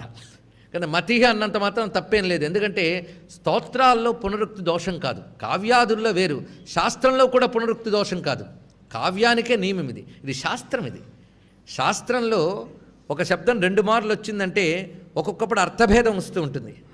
తర్వాత సందర్భం ఒకే అర్థంతో చెప్పినా ఆ సందర్భంలోకి ఈ సందర్భంలోకి మళ్ళీ అన్వయంలో మళ్ళీ భేదం ఉంటుంది తప్ప దాన్ని పునరుక్తి అనరాదు. ఆ మాటకు వస్తే విష్ణు శాస్త్రంలో ఎన్ని పునరుక్తులు, వసుప్రధానామం ప్రక్కనే వస్తుంది. అప్పుడు 1000 నియమాలు ఎలా అవుతాయి? పునరుక్తులను తీసేస్తే 1000 నియమాలు ఉండవు. అందుకు మన మేధావులమై కూర్చుని పునరుక్తులన్నీ తీసిన విష్ణు సహస్రనామ సారం తీశానండి అంటాడు. ఈ మధ్య అది కూడా ఎక్కువైపోయాయి. అన్ని సారాలు మనుషులకు కావాలి. ఎందుకంటే మేడీజీ పద్ధతులు వ్యాపారంలో ఉంటాయి కానీ ఆధ్యాత్మికతలో ఉంటావు. గుర్తుపెట్టుకోండి, ఇక్కడ కష్టపడాల్సిందే. చక్కని రాజమార్గం ఉండగా సందుల దూరనేలని మనస అన్నాడు త్యాగరాజస్వామి వారు. బైపాసులు లేవండి, జాగ్రత్తగా వెళ్ళవలసింది మార్గములు ఇక్కడ. అందుకే మేడీజీలు, టుమ్రీలు ఇవన్నీ కూడా శిష్యులను పోగు చేసుకోవడానికి అవస్థపడే వాళ్ళు చేసే పద్ధతులు, కానీ శాస్త్రం మాత్రం నిక్కచ్చగానే చెప్తుంది జాగ్రత్తగా వెళ్ళవలసిందే. అందుకే ఇక్కడ మనం ఎవరం కూడా ఎడిట్ చేసేసి చెప్పడానికి హక్కు లేదు. అందుకు నారాయణ భట్టు మొదలైన వాళ్ళు కూడా సిద్ధపురుషులు, సామాన్యులు కారు. అందుకు మతిహి అనేది అక్కడ మతిహి అనే చెప్పుకోవచ్చు. అలా ఇక్కడ రక్తవర్ణ అనుకున్న తప్పేం లేదు. అందుకు విశుద్ధి చక్ర నిలయ రక్తవర్ణ ఎలా నామాలు ఇస్తున్నారో చూడండి. విశుద్ధి చక్ర నిలయ అంటే విశుద్ధి చక్రములో ఉన్నది, ఇది అర్థం. ఎవరున్నారు? డాకినేశ్వరి. ఆవిడెవరు? ఇవి ఎవరి నామాలు? మర్చిపోకూడదు, అది మర్చిపోకూడదు ఎప్పుడు కూడా ఎవరి నామాలు అనేది. అందుకు లలిత అది. కనుక లలితాదేవి ఆ రూపంతో ఉంది. ఇక్కడ తెలుసుకోవాల్సింది ఒక్కొక్క చక్రంలో ఒక్కొక్క తల్లి అంటే ఆ తల్లే ఇక్కడ ఈ పేరుతో వ్యవహరింపబడుతున్నది అని తెలుసుకోవాలి. అందుకు రక్తవర్ణ ఎర్రగా ఉంటుందట. ఇక్కడ మరొక్కటి తెలుసుకోవాలి ఏంటంటే మొత్తం 7 దేవతలను చెప్తారు ఇక్కడ. విశుద్ధి చక్రం నుంచి మూలాధారం వరకు 5 చక్రాలు అవుతాయి. తర్వాత ఆజ్ఞాచక్రం 6వ చక్రం, 7వ చక్రం 7వ స్థితి సహస్రారం. మొత్తం 7 భూమికలు ఇక్కడ చెప్పబడుతూ ఉన్నాయి మనకి. అయితే 7 చెప్పడంలో విశుద్ధితో ఎందుకు మొదలుపెట్టారు? అయితే మనకి ప్రారంభం సహస్రాల నుంచే చేయండి, క్రిందకు వచ్చే పద్ధతి, లేదా పైకి వెళ్ళేటటువంటి పద్ధతిలో మూలాధారం నుంచైనా వెళుతూ ఉండాలి. అంతేగాని ఇలా వెళ్ళడం ఏంటండి, అనౌచిత్యమా? కాదుట. ఇందులో ఏం ఔచిత్యం ఉందో చూద్దాం. విశుద్ధి చక్రం ఏ భూతతత్వానికి ప్రతీక? ఆకాశతత్వం, అంతే కదా. ఆకాశతత్వము విశుద్ధంలో ఉన్నది. అలా కిందకి ఆకాశాద్వాయు, వాయుతత్వం అనాహతలు ఉంది. వాయోరగ్ని, అగ్నితత్వం మణిపూరం. తర్వాత జలతత్వం స్వాధిష్టానం, భూతత్వం మూలాధారం. ఈ పంచభూతములతో తన్మయమే తిరిగే మనస్తత్వం ఒకటి ఉంది. మనస్సు అంతఃకరణ తత్వం, అది దాని స్థానం ఏది? ఆజ్ఞాచక్ర స్థానం. సరిగ్గా అంతఃకరణం. మన బతుకంతా ఆరేనండి, మరొకటి లేదు. పంచభూతములు అంతఃకరణం, అది. ఈ అంతఃకరణానికి జ్ఞానస్థానం అంటాం. పంచభూతాలు శరీర నిర్మాణానికి ఇంద్రియములు, అందుకే పంచ జ్ఞానేంద్రియాలు, పంచకర్మేంద్రియాలు, పంచ ప్రాణాలు. ఇన్ని కబుర్లు చెప్పిన అన్ని సబ్జెక్టులు ఆరే. ఇప్పుడు మన శరీరంలో కూడా పృథ్వీ వ్యవస్థ ఉంది, మట్టి వ్యవస్థ ఉంది, నీటి వ్యవస్థ ఉంది. మరి వ్యవస్థ ఉంటే మరి సప్లై ఆఫీసులు ఉండొద్దు, కంట్రోలింగ్ ఆఫీసులు ఉంటాయి కదా. మన ఊరికి నీరు సప్లై చేస్తున్నారంటే మీకు వాటర్ డిపార్ట్మెంట్ ఉంది, ప్రతిదానికి ఒక డిపార్ట్మెంట్, ఎలక్ట్రిసిటీ డిపార్ట్మెంట్ ఉన్నది. అలా మన శరీరంలో పృథ్వీ వ్యవస్థ అంతా కంట్రోల్ చేసే ఆఫీస్ మూలాధార స్థానం, ఇది తెలుసుకోవాల్సింది. జల వ్యవస్థను కంట్రోల్ చేస్తోంది స్వాధిష్టానం, అగ్ని వ్యవస్థని మణిపూరం, వాయు వ్యవస్థని అనాహతం, ఆకాశ వ్యవస్థ విశుద్ధం, మనస్సు యొక్క వ్యవస్థ ఆజ్ఞ. అందుకే అసలు సమస్య అంతా దాంతో గనక దృష్టంతా అక్కడ పెట్టి కాన్సన్ట్రేట్ చేసి సాధన చేయండి రా అంటూ ఉంటారు ఇక్కడ. కనుకనే ముందు ఆ హెడ్ ఆఫీస్ ఏదో తెలుసుకుంటే అక్కడ వాళ్ళని మంచి చేసుకుంటే డిపార్ట్మెంట్ అంతా చక్కగా పనిచేస్తూ ఉంటుంది మనకి ఇక్కడ. అదే యోగ సాధన అంటే. మరేం కష్టమేం కాదండి, చాలా సులభం. అందులో ఇప్పుడు చెప్పే ప్రక్రియ చాలా సులభంగానే చేసుకోవచ్చు. సభల్లో ఎంతవరకు చెప్పుకోవచ్చు, పెద్ద ఉపదేశాదులు అవసరం లేకుండానే భావనతో ఎలా చేసుకోవచ్చు అనేదాన్ని ఇక్కడ తీసుకుంటున్నాం. అనేదాన్నే వశిన్యాది వాగ్దేవతలు చెప్పారు ఇక్కడ. ఇప్పుడు ఈ ప్రక్రియలు మరొక విశేషం ఉన్నది ఇక్కడ. ఒక శిశువు తల్లి గర్భంలో ప్రవేశించిన దగ్గర నుంచి ప్రథమ మాసం వరకు సప్తమ మాసం వరకే ఒక పరిపూర్ణమైనటువంటి స్థితి. సప్తమ మాసం వచ్చేటప్పటికల్లా వాళ్ళ జీవ చైతన్యం ఉద్బుద్ధమవుతుంది. ఆ నేను అనే స్పృహ అప్పుడు వస్తుందండి సప్తమ మాసంలో. అక్కడ వరకే చెప్పుకోవాలట. ఆ తర్వాత 2 మాసములు మిగిలిన అవయవములన్నీ పుష్టి చెందుట, వచ్చుట ఇత్యాది ప్రక్రియ. కనుక సప్తమాసములే ప్రధానం. ఈ సప్తమాస వ్యవస్థలో ఆ గర్భంలో పడిన దగ్గర నుంచి ఎప్పుడెప్పుడు ఆ శరీరంలో ఏ ఏ మార్పులు చూడాలో ఆ కంట్రోల్ చేసేటప్పుడు చేసే చక్రములు కూడా విశుద్ధితోనే మొదలవుతాయి. అది తెలుసుకోవాల్సింది. అంటే ఇప్పుడు మనం ఇక్కడ చెప్పుకునేటప్పుడు సప్త ధాతువులు చూసుకోవాలి, సప్త చక్రములు చూసుకోవాలి. అలాగే శిశువు గర్భస్థ శిశువు అయినటువంటి వాడు 7వ మాసం వరకు వచ్చేటప్పుడు ఏ ఏ దేవత యొక్క ప్రభావంతో వాణ్ణి ఏ ఏ అవయవాలు నిర్మాణం జరుగుతూ ఉంటే ఏ దశకి వెళ్తాడో కూడా తెలుసుకోవచ్చు ఇక్కడ. అంటే ఇప్పుడు చెప్పబోయే దేవతలు గర్భస్థ శిశువుని రకరకాలుగా ఎదిగి సప్తమ మాసం వరకు వచ్చేటట్టు చేసే దేవతలు వీళ్ళందరూ. అందుకే ఈ ధ్యానం కానీ తల్లి చేసుకున్నట్లయితే ఆ పిల్లవాడికి క్షేమం. ఇందులో చెప్పిన పదార్థములు తాను ఆరగించితే అది సూక్ష్మశక్తిగా మారి పిల్లవాడికి అభయం ఇవ్వడానికి పనికొస్తుంది. కనుక ఇప్పుడే గర్భస్థ శిశువు పనికొచ్చే దేవతలు కదా వీరు, అంటే మనకు పనికిరారా? మనం ఒకప్పుడు గర్భస్థం వచ్చిన వాళ్ళమే. అప్పుడు ఏవైనా లోపాలు ఉంటే ఈ శరీరం వచ్చిన తర్వాత చేసుకున్నా సవరించగలవి ఈ శక్తులు. ఇది తెలుసుకోవాల్సిందే. అందుకే ఇక్కడ చెప్పే పదార్థాల తయారీ ఇవన్నీ కూడా ఒక విధంగా ఇవాళ వంట కార్యక్రమాలు కూడా ఉన్నాయి.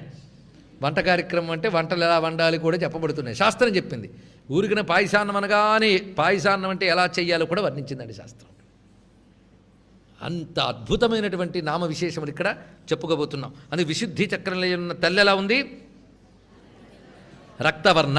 ఈ స్థితి ఎలా అంటే మాతృగర్భంలో ప్రథమంలో ఏర్పడేటటువంటి శుక్లశోణిత సమ్మేళనమైన మిశ్ర బిందు రూపముట జీవుడిది. ఆ దశకి నియామకురాలివిడ.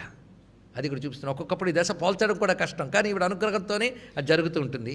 అందుకు ఇక్కడ మనం అనుబంధం పెట్టుకోవాల్సిన వజ్రేశ్వరి దేవి. అందుకు త్రిలోచన. ఈ తల్లి రక్తవర్ణ అయిన తల్లి యొక్క రంగు ఎరుపు రంగు అయితే 3 కళ్ళ తల్లి ఈవిడ. ఇప్పుడు ఆ రూపవర్ణన చేస్తున్నారు. విశుద్ధి చక్రంలో డాకినీశ్వరుని ఎలా ధ్యానించాలో చూడండి. ఎర్రని రంగుతో ఉంది, 3 కళ్ళతో ఉన్నది. ఖట్వాంగాది ప్రహరణ. ఖట్వాంగము మొదలైనటువంటి ఆయుధములు. ఖట్వాంగ ఆది. ఇక్కడ ఆది అని చెప్పేశారు. ఇప్పుడు మిగిలినవేంటో తెలుసుకోవాలి కదా. తెలుసుకోవాలంటే దీనికి సంబంధించిన శాస్త్రంలోకి వెళ్ళాలి. ఆ శాస్త్రంలో వర్ణించారు అమ్మవారు ఏవేవి పట్టుకుంటారో డాకినీశ్వరి. ఇది మన ధ్యానాల్లో తెచ్చుకోవచ్చు. ఖట్వాంగము, ఖడ్గము, త్రిశూలము, చర్మము. చర్మము అంటే మన డాలు అనుకోవచ్చు. ఈ 4ంటిని ధరించి ఉంటుంది. 4 చేతుల తల్లి. ఖట్వాంగము, ఖడ్గము, త్రిశూలము, చర్మము. ఖట్వాంగము అంటే ఎలా ఉంటుంది అంటే కొందరు మంచము కోడి అంటారు. మంచం కోడి కాదు ఇది. చూడ్డానికి మాత్రం కింద ఒక కర్ర ఉంటుంది, పైన కపాలం ఉంటుందండి. అది ఖట్వాంగం. ఇది గట్టిగా ఆలోచిస్తే మన వెన్నుముక, పైన కపాలం, దానికి ప్రతీకే ఇది. అందుకే చేతిలో ఖట్వాంగం అని. ఎప్పుడైనా ఖట్వాంగ ఆయుధం అంటే గుర్తుపెట్టుకోవాల్సింది ఇదే. పైన కపాలము, క్రింద కర్ర ఉన్నటువంటి ఆయుధం అది. అందుకు ఖట్వాంగ, ఖడ్గ, త్రిశూల, చర్మములు పట్టుకుంటుంది. ఈ తల్లి ఒకే ముఖంతో ఉంటుంది. వదనైక సమన్విత. ఒక్క వదనంతో ప్రకాశిస్తుంటుంది. ఇప్పుడు ఈ తల్లికి నివేదన ఏం చేయాలంటే పాయసాన్న ప్రియ. దేవత స్వరూపము, నివేదన అన్నీ చెప్పాడు. అయితే ఇవి చదివితే సరిపోతుందా అంటే ఒక్కొక్క విధంగా దేవతలు భావనామాత్ర సంతుష్టులు. అందుకే పాయసాన్న ప్రియ. అమ్మవారిని తలంచుకోగానే పాయసాన్నం పెడుతున్నట్టు భావన చేస్తే సరిపోతుంది. అయితే ఎప్పుడు అదే చేస్తే సరిపోదు. పాయసాన్నం పెట్టగలిగితే డాకినీశ్వరి నామం తలచుకుని లలితాదేవికి పాయసాన్నం పెట్టగలిగితే ఆ పాయసాన్నం ఔషధం అవుతుందండి. ఇది తెలుసుకోవాలి. అందుకే అమ్మవారికి నివేదనలు చాలా విశేషం. కొందరు అంటారు దేవుళ్ళకి నివేదనలా అని. నివేదనలు చేసి తీరాలండి. ఇంట్లో ఒక దేవత అంటూ పెట్టేక నివేదన అంటూ జరగాలి. తెలుసుకోవాలి. మనిషిని ఇంటికి పిలిచాక భోజనం పెట్టకుండా ఊరుకుంటారా? మహాత్ముడు అండి, సిద్ధపురుషుడు, ఆ ఇంటికి వచ్చాడు, యతీశ్వరుడు, చాలా సంతోషం. భోజనం పెట్ట మానేస్తామా? ఆయన ఏంటంటే ఆకలి లేకుండా ఉండగలరు. అలా మాట్లాడకూడదు. మనం చేయవలసింది చేయాల్సిందే. పైగా దేవతలకు కూడా అన్నం చాలా గొప్ప విషయం అండి. దాని గురించి చెప్పడం పెద్ద సైన్స్. వినేవాళ్ళకి ఓపిక, చెప్పేవాడికి తీరిక ఉండాలి. కానీ అన్నం అంటే ఏమిటి, అన్నం తినడం ఎలా అనే సైన్స్ వేదం ఆధారం చేసుకుని చెప్పుకోవాలంటే కొన్ని రోజులు చెప్పుకోవచ్చు. అసలు మెయిన్ సబ్జెక్ట్ అదే. ఉపన్యాసం లేకుండా ఉండొచ్చు కానీ అన్నం లేకుండా ఉండలేంగా. అందుకది చాలా మెయిన్ సబ్జెక్టు. అన్నాన్ని నివేదన చేసేటప్పుడు దానికి ఒక శక్తి వస్తుంది. మామూలుగా వండుకు తింటే వేరే విషయం. నివేదన చేసి ఇప్పుడు సూర్య నమస్కారాలు ఉన్నాయి, చేస్తే ఆరోగ్యంకి చాలా మంచిది అని తలుపులు వేసుకుని చేస్తే ఏం ప్రయోజనం అండి? ఎక్సర్సైజ్ లాగా. సూర్యకిరణాలు పడి పేరే సూర్య నమస్కారం. ఆ కిరణాలు పడినప్పుడు ఉండే శక్తి వేరు. అందుకే పెద్దవాళ్ళు ఏం చెప్పినా చాలా విశేషం ఉంటుంది. అయితే దేవతలు ఎప్పుడూ కూడా దర్శన మాత్ర సంతుష్టులు. తెలుసుకోవాలి. మానవుడు తింటే సంతోషిస్తాట, దేవత దర్శిస్తే సంతోషిస్తుందట. అనే దేవతకి పదార్థం నివేదించుతాం. నివేదన. ఆ నివేదనతో దేవత సంతోషిస్తుంది. ఒకసారి మంత్రంతో ఆవాహన చేయగానే దేవతాశక్తి వచ్చి తీరుతుంది. ఇది మన నమ్మకం కాదు. ఇది తెలుసుకోండి. చాలామంది అంటూ ఉంటారు విగ్రహారాధన మన నమ్మకం అని. పిచ్చి. విగ్రహారాధన మన నమ్మకం కాదు, ఇది సైన్స్. అది ఆ విగ్రహ కల్పనలో ఒక శాస్త్రం ఉంది. దాన్ని పూజించేటప్పుడు మంత్రముతో ఆవాహన చేస్తాం.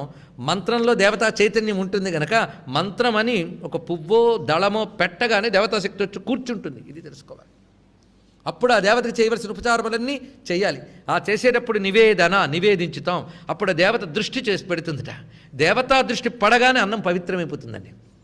అందుకే ఆ దేవతకి నివేదించేటప్పుడు చాలా శుచిగా జాగ్రత్తగా నివేదించాలి. ఆ నివేదించి వెంటనే ఆ నివేదనకి పూజాస్థలానికి దూరం ఎక్కువ ఉండకూడదు. ఇవి తెలుసుకోవాలి. కొంతమంది మా ఇంట్లో వండి తీసుకొస్తా నైవేద్యం పెడతారా అని అంటాం. కావాలంటే ఎక్కువ దక్షిణ ఇస్తామండి. ఇది ఒక పాప మాట, మహాదోషం అది. అలాంటివి చేయరాదు. ఇవి తెలుసుకోవాలి. ఎందుకంటే మన పిచ్చి నమ్మకాలు కాదు ఇక్కడ. అలాగే దేవతకి ఏ పదార్థం పెట్టాలో నియమం అది. కొంత హాస్యం చేశాడు, దేవతల మీద హాస్యాలా? ఎప్పుడు దేవతలకు ఇవే నైవేద్యాలా? వెరైటీగా పిజ్జా బర్గర్లు పెడితే సరిపోదా అందండి ఒక ఆవిడ. ఎంత పాపపు రోజులు వచ్చాయో చూడండి ఇక్కడ. మళ్ళాంటి టేస్టులు కావు వాళ్ళవి. వాళ్ళ బుద్ధి ఏమిటో మనం ఆలోచించగలమా? దేవతల తత్వం ఏమిటి? అది మన తత్వానికి పశువుల తత్వానికి తేడా లేదు. అలాగే మన తత్వానికి దేవతా తత్వానికి కూడా చాలా తేడా ఉంటుంది. వాళ్ళ తత్వములు వేళ్ళు. శాస్త్రంలో ఏది వాళ్ళకి నివేదన చేయాలని చెప్పారు అదే చేయాలి. ఒక దేవతకి నివేదించిన పదార్థం ఇంకో దేవతకి కూడదు. పైగా కూడనివి కూడా ఉంటాయి. గణపతి విష్ణుస్వరూపమైనా ఆయనకు తులసి వేయకూడదు. ఆదిత్యుడు శివస్వరూపమైనా మారేడుది వేయకూడదు. ఆ రూపంలో ఉన్నప్పుడు అవి నియమాలు. ఎందుకు ఆ నియమాలు అంటే నీకు దేవతాతత్వం ఎలా తెలుస్తుంది? ఏ శరీరానికి ఏది పడుతుంది అనేది ఆ శరీర తత్వం యొక్క లక్షణం. అది ఎవరికి ఎలా తెలుస్తుంది? ఇవన్నీ కూడా శాస్త్రం చెప్తుంది, నమ్మి చేయడమే. దేవతలు మనం డిటెక్ట్ చేయగలమా, స్కానింగ్ చేయగలమా? చెప్పండి. ఇక్కడ వాళ్ళ తత్వాలు మన తర్కాలకు అందదు. ఇది తెలుసుకోవాల్సింది. కానీ దేవతాతత్వం శాస్త్ర ప్రమాణంతో చెప్పుకోవాల్సిందే తప్ప తర్కాలతోని భౌతిక శాస్త్రాలతో చెప్పరు. అది తెలుసుకోవాలి. మొత్తానికి ఈ తల్లికి పాయసాన్న ప్రియ. ఒక్కొక్కప్పుడు పారాయణ చేస్తున్నప్పుడు కూడా ఈ గుర్తు వచ్చేటప్పటికల్లా విశుద్ధి చక్రం దగ్గర అమ్మవారిని భావన చేసుకుని పాయసాన్నం పెట్టినట్టు భావన చేసుకుంటూ సహస్రనామం చేయవచ్చండి. తప్పకుండా ఫలితం ఉంటుంది దానికి. అది తెలుసుకోవాల్సింది. అందుకే పాయసాన్న ప్రియ త్వక్స్థ. త్వక్స్థ అంటే చర్మమునందు అధిష్ఠించినది, అనగా చర్మధాతువుని నియంత్రిస్తున్న తల్లి. ఈ తల్లి శక్తి ఏమిటంటే పశులోక భయంకరి. ఈవిడ యొక్క ప్రయోజనం కూడా చెప్తున్నారు. దేవతామూర్తి యొక్క ప్రయోజనం. ఆ తల్లిని ధ్యానిస్తే ఏం చేస్తుందంటే పశులోక భయంకర ఆవిడ. ఇది తెలుసుకోవాల్సింది. ఇక్కడ మన పశుపతి తత్వం అంతా తెలుసుకోవాల్సిందే. పశువు అంటే అజ్ఞానము. ఆ అజ్ఞానం కలిగిన వాళ్ళ పట్ల భయంకరిట ఆవిడ. అంటే అర్థం అజ్ఞానాన్ని తొలగించుతుంది, పశుత్వాన్ని తొలగించే తల్లి. అందుకు పశులోక భయంకరి. ఈవిడ చుట్టూ 16 మంది దేవతలు ఉంటారండి. ఆ 16 మంది దేవతల పేర్లు ఏమిటి అంటే అమృతాది మహాశక్తి సంవృత. అమృత మొదలైనటువంటి దేవతలు. అమృత ఆది అన్నాడు. ఆది అన్నాడంటే మిగిలిన 15 మనం తెలుసుకోవాల్సిందే. కనుక ఇప్పుడు కాస్త నిద్రావస్థలో ఉన్నవారు కూడా మరి మొదటి లైన్లో ఉండి కూడా నిద్రపోతుంటే సిగ్గుపడాలి కూడా. వాళ్ళు కూడా జాగ్రత్తగా వింటూ బాగుపడతారు. అమృత ఆది మహాశక్తి సంవృత. ఇక్కడ 16 శక్తులు. రేపు పొద్దున్న మళ్ళీ చదివేటప్పుడు ఆ 16 శక్తులను స్ఫురణకైనా తెచ్చుకోవాలి. పేర్లు గుర్తులేకపోయినా 16 శక్తులు అనుకున్నా చాలండి. పేర్లు చెప్పడం జరుగుతోంది. ఇక్కడ జాగ్రత్తగా తెలుసుకోవాలి. ఏమిటా శక్తులు చూడండి, ఎంత అందమైన భావం కనబడుతుందో. 16 శక్తుల పేర్లు. అమృత మొదట ఆవిడ. ఇక్కడ నుంచి వరుసగా పేర్లు చదువుతాం, గుర్తుపెట్టుకోవాల్సినది. అమృత, ఆకర్షిణి, ఇంద్రాణి, ఈశాని, ఉషక్కేశి, ఊర్ధ్వ, రుద్ధిద, రూకార, లుకార, లూష, ఏకపద, ఐశ్వర్య, ఓంకారి, ఔషధి, అంబిక, అక్షర. మొత్తం 16. ఇందులో 16ంటికి మొదటి అక్షరాలు ఒక్కసారి చూడండి. అమృత అన్నప్పుడు మొదటి అక్షరం ఆకర్షిణి, ఇంద్రాణి, ఈశాని, ఉషక్కేశి, ఊర్ధ్వ, అరుద్ధిద, అరూకార, అరు మర్చిపోయారా? ఇప్పుడు తెలుగులో తీసేయాలండి. వీళ్ళు ఇష్టం తీసేయడమే. అంత దుర్మార్గం చూడండి. భాష అంటే వ్యవహారానికి పనికొచ్చేది కాదు, ప్రాణశక్తికి సంబంధించిన సబ్జెక్టు. అందుకే ఒకప్పుడు అనుకున్న విను ఓపిక చెప్పే తీరుకుంటే అక్షరాభ్యాసం కూడా గురించి చెప్పచ్చు. బాధాకరమైన అంశం ఏంటంటే ఏదైనా అసలు మన ఋషులు ఏం చెప్పారో చెప్పబోతే చిరాకు, విసుగు. పైగా దానికి తోడు మరొక మాట ఏంటంటే అంత తేలిగ్గా అర్థం కాదండి. కొంతమందికి తెలిసిన వాళ్ళకి ఆనందం, తెలియని వాళ్ళకి అంతే. ఏం మాట్లాడండి, తెలుసుకోవాలని ఎప్పుడు ఉండదా? మరి తెలుసుకోవాలని లేనప్పుడు, తెలియజేయాల్సిన అవసరం లేనప్పుడు ప్రవచనం ఎందుకు, ఉపన్యాసాలు ఎందుకు? ఉపన్యాసం ప్రవచనం యొక్క ప్రయోజనం ఏంటి? తెలుసుకోవడం, తెలియజేయడమేగా. అది కావాల్సింది. క్లాసుల్లో తేడాలు ఉంటాయి. ఫస్ట్ స్టాండర్డ్లో చెప్పే చదువుకి 6th స్టాండర్డ్లో చదువుకు అలా ఉంటుంది. 6th స్టాండర్డ్లో చదువుకి ఫస్ట్ స్టాండర్డ్లో కూర్చొని నాకు అర్థం కాలేదంటే దోషం వాడిది.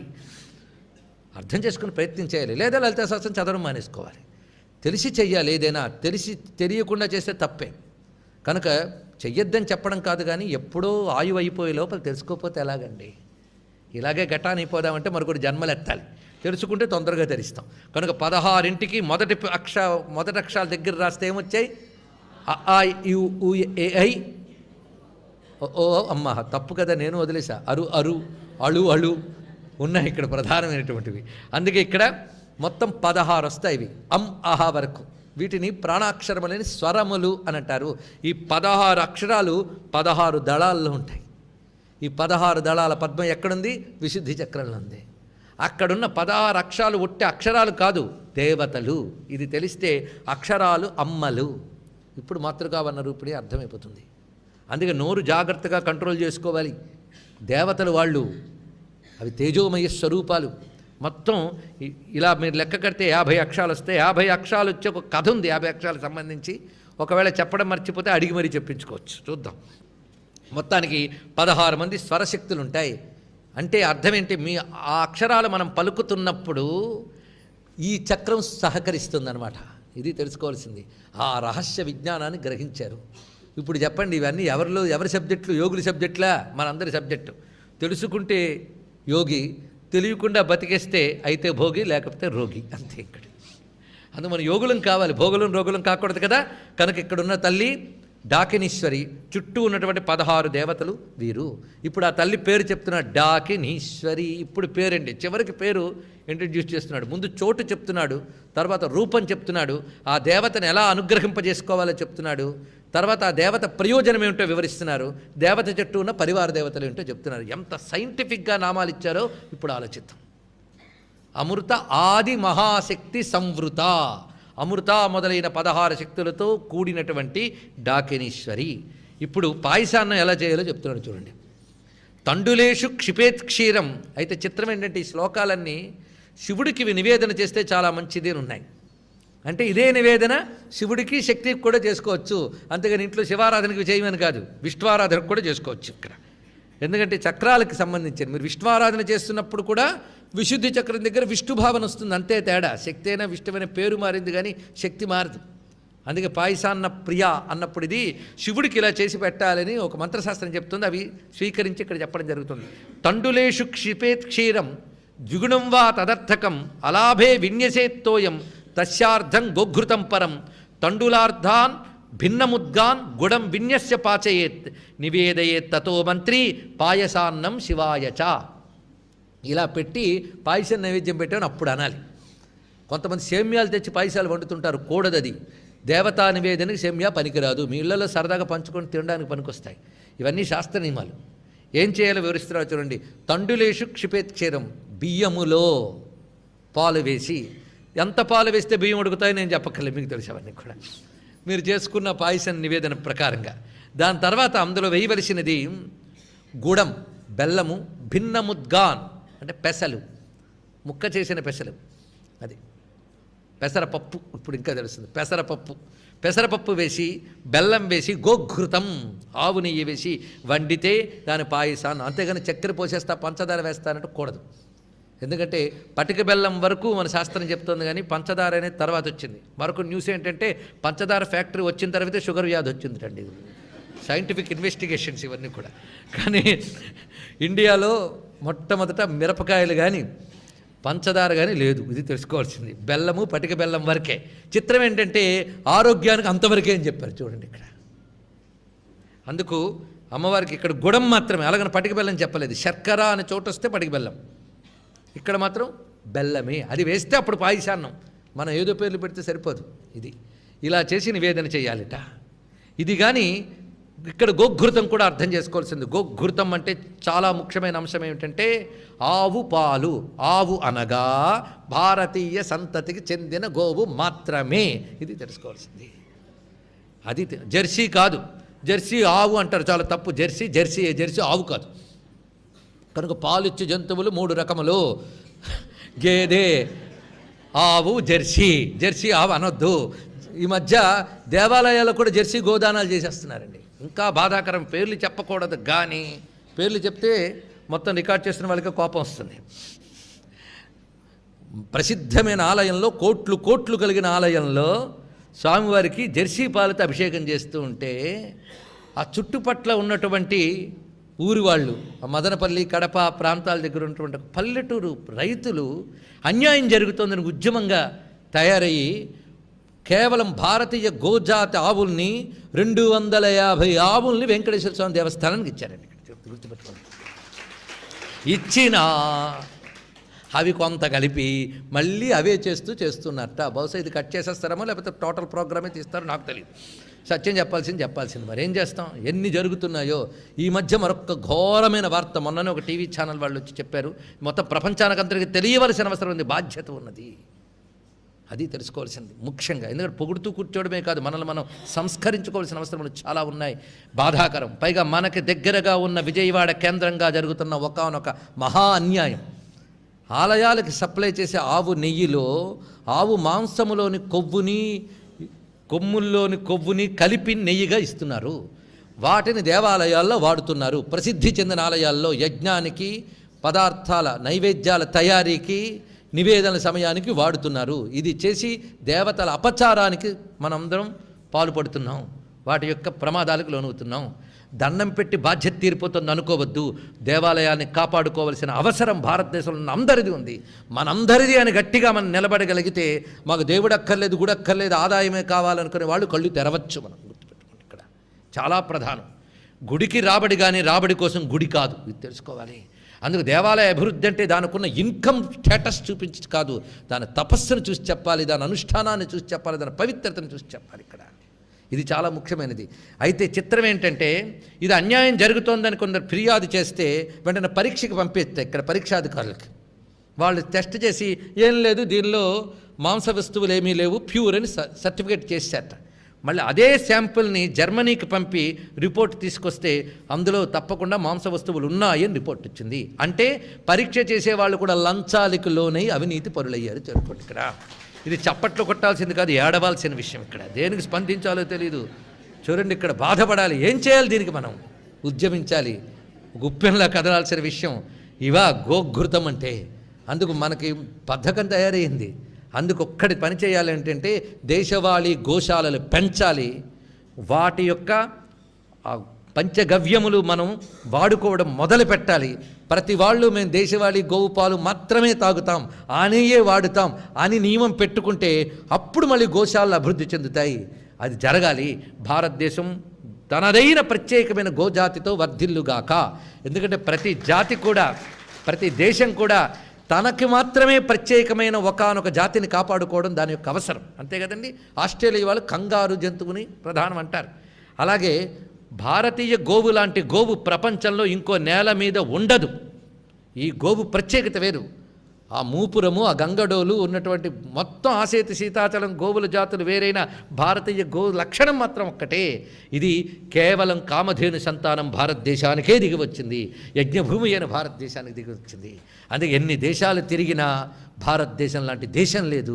ఇంత యజ్ఞభూమి, ఇక్కడే గోవులు తిరుగుతాయి. అందుకే ఆ గోసంతతిని, యజ్ఞ సంస్కృతిని భారతదేశంలో పుట్టిన ప్రతివాడు కాపాడుకోవాలి. వాడు ఏ మతం వాడైనా గుర్తుపెట్టుకోవాల్సింది ఇక్కడ. ఈ దేశంలో పుట్టిన ప్రతివాడు. అంతేగాని భారతదేశ గోవుని హింసించేవాడు ఎవడైనా దేశద్రోహియే. ఇది తెలుసుకోవాల్సింది. ఇది మతపరమైన లక్షణం కాదు, ఇది జ్ఞానపరమైన లక్షణం, మానవతాపరమైన లక్షణం. అయితే ఈ దేశంలో మొదటి నుంచి గోవును పూజించాలని చెప్పారు కనుక తర్వాత ఇతర దేశాల నుంచి దాడికి వచ్చి ఇక్కడ తిష్ట వేసుకున్న మతాలు వాళ్ళు ఈ దేశం మీద ద్రోహంతో ఈ దేశ సంస్కృతికి మతం పేరు పెట్టి గోవునంటే ఒక మత వస్తువు కింద చూస్తున్నారు. ఇది తెలుసుకోవాలి. గోవు ఈ దేశంకి మాత్రమే ప్రత్యేకమైన ఒక సంపద. ఇది ఇక్కడున్న యువతరమైనా తెలుసుకోవాలి. పెద్దవాళ్ళు నిద్రపోతున్నా యువత అయినా తెలుసుకుని మేల్కొని భారతదేశం అంతా గోసంతతితో వర్ధిల్లుగాక. గవామ్మధ్యే వసామ్యహం, ఇది దీనికి కావాలి చప్పట్లు మనకి. గవామ్మధ్యే వసామ్యహం అంటాడు భీష్మ పితామహుడు. రోజు పొద్దున లేస్తూనే మంచం మీద కూర్చుని నా ముందు గోవులుండుగాక, వెనక గోవులుండుగాక, నాకు ఇరుప్రక్కల గోవులుండుగాక, గోవుల మధ్య నేను నుందునుగాక, నన్ను గోవులు చూచుగాక, నేను గోవులను చూచుదునుగాక అనుకుని కిందకి దిగాలటండి. ఈ సంకల్పం బలం కావాలి. భారతదేశం అంతా తనదైన గోసంతతితో వర్ధిల్లాలి. గోవులు క్రిక్కిరిసి ఉంటే వాటి మధ్య మనం బ్రతుకుతూ ఉండాలి. అటువంటి రోజు రావాలని గోమాత గుహజన్మభూ అక్కడ వస్తుంది తల్లి. మళ్ళీ చూద్దాం. నందిని అంటే కామధేనువు అమ్మే, గోవులన్నీ అమ్మ రూపాలే. అందుకు గోఘృతం అన్నప్పుడు అచ్చమైన భారతీయ దేశవాళీ ఆవు నెయ్యి. ఇది తెలుసుకుని త్వక్స్థా చర్మ నియంత్రణ చేసినటువంటి తల్లి, పశులోక భయంకరి, అమృతాది మహాశక్తి సంవృత డాకినీశ్వరి. ఇప్పుడు దీనికి సంబంధించిన మంత్రశాస్త్ర శ్లోకాన్ని ఒక్కసారి చూస్తే వశిన్యాది వాగ్దేవతలు చేసిన కూర్పులో ఉన్న అందం మనం గ్రహించగలం. గ్రీవాకూపే విశుద్ధే అంటే పూర్వకాలంలో అమ్మవారు ఆరాధన చేసినప్పుడు ఈ శ్లోకం చదివేవారండి. ఇప్పుడు కూడా చదువుకోవచ్చు, తప్పేం లేదు, శ్లోకం పట్టుకోగలిగితే. లేనప్పుడు ఈ నామాలైనా చదువుకోవచ్చు. ఒక ఆయన ట్రైన్కి అందుకోవాలని వెళ్ళేటప్పటికల్లా ఎందుకు ఆలస్యం జరిగింది, ట్రైన్ తొందరగా కదిలిపోతుంది, దానితో ఇతను తొందరగా ఎక్కుదామని ఎక్కాడు, కానీ కింద పడిపోయాడు. ట్రైన్ వెళ్ళిపోయింది, కానీ కాలంతా చెక్కుకుపోయింది, దెబ్బ తగిలింది, బ్రతికాడు. ఆపరేషన్ కోసమని హాస్పిటల్లో చేర్చారు. ఆపరేషన్ జరిగింది, చాలా భయంకరమైన దెబ్బలు తగిలాయి, కుట్లన్నీ వేసాం, కానీ దానికి కొన్ని జాయింట్లు కూడా మేము అతికేము, బ్యాండేజీలు వేసాం, కొంతకాలం పడుతుంది కోలుకోవడానికి అని చెప్పారట. వాళ్ళ భార్య చేసిన పని ఏమిటంటే రోజు ఆ ప్రక్కనే కూర్చొని లలితా సహస్రనామం ఈ నామాలు మాత్రమే, పైగా అక్కడ అస్థి వస్తుంది కదా మూలాధారం, అక్కడ అస్థినామాలు అవి చదివి తీర్థం ఇవ్వగానే అతి త్వరగా కోలుకున్నట్ట. పైగా చర్మమంతా కూడా ఒరుసుకుపోయి చర్మం యొక్క రంగంతా మారిపోయింది, మచ్చలు వచ్చేసాయి పూర్తిగా. ఇవి ఎలా కూడతాయి అంటే ఇప్పుడు విశుద్ధి చక్రన్యా నుంచి డాకనీశ్వర వరకు జపం చేసి ఆ తీర్థాన్ని ఇతని చేతి తాగించేదిట. ఆ నివేదన చేసిన పాయసం ప్రసాదంగా ఇచ్చేది. చిత్రం ఏంటంటే డాక్టర్లు కూడా ఆశ్చర్యపోయేటట్టుగా అతి త్వరగా చర్మం యొక్క రంగు కూడా మామూలు అయిపోయింది, ఎముకలు గట్టిపడి బయటకు వచ్చాడు. చూడండి ఇక్కడ ఈ నామాలకున్న శక్తి. ఇది సుమారు 15 ఏళ్ల క్రితం రామకృష్ణ ప్రభలో రికార్డెడ్. ఇది మొత్తం కూడా అక్కడ భద్రపరచబడి ఒకరు సానుభవంగా రాసుకున్నటువంటి వ్యాసం ఆధారంగా ఇవి చెప్పడం జరుగుతున్నది. ఇలాంటివి గ్రీవాకూపే విశుద్ధే, ఈ శ్లోకం అనుకుంటూ భావన చేయవచ్చు, చాలా సులభంగానే అర్థమవుతుంది. గ్రీవాకూపే విశుద్ధే నృపదళ కమలే శ్వేతరక్తాం త్రినేత్రాం హస్తై ఖట్వాంగ ఖడ్గౌ త్రిశికమపి మహాచర్మ సంధారయంతీం. ఇప్పుడు 4 ఆయుధాలు ఏమిటనేది ఈ శ్లోకం ఆధారంగానే చెప్పుకోవడం జరుగుతుంది.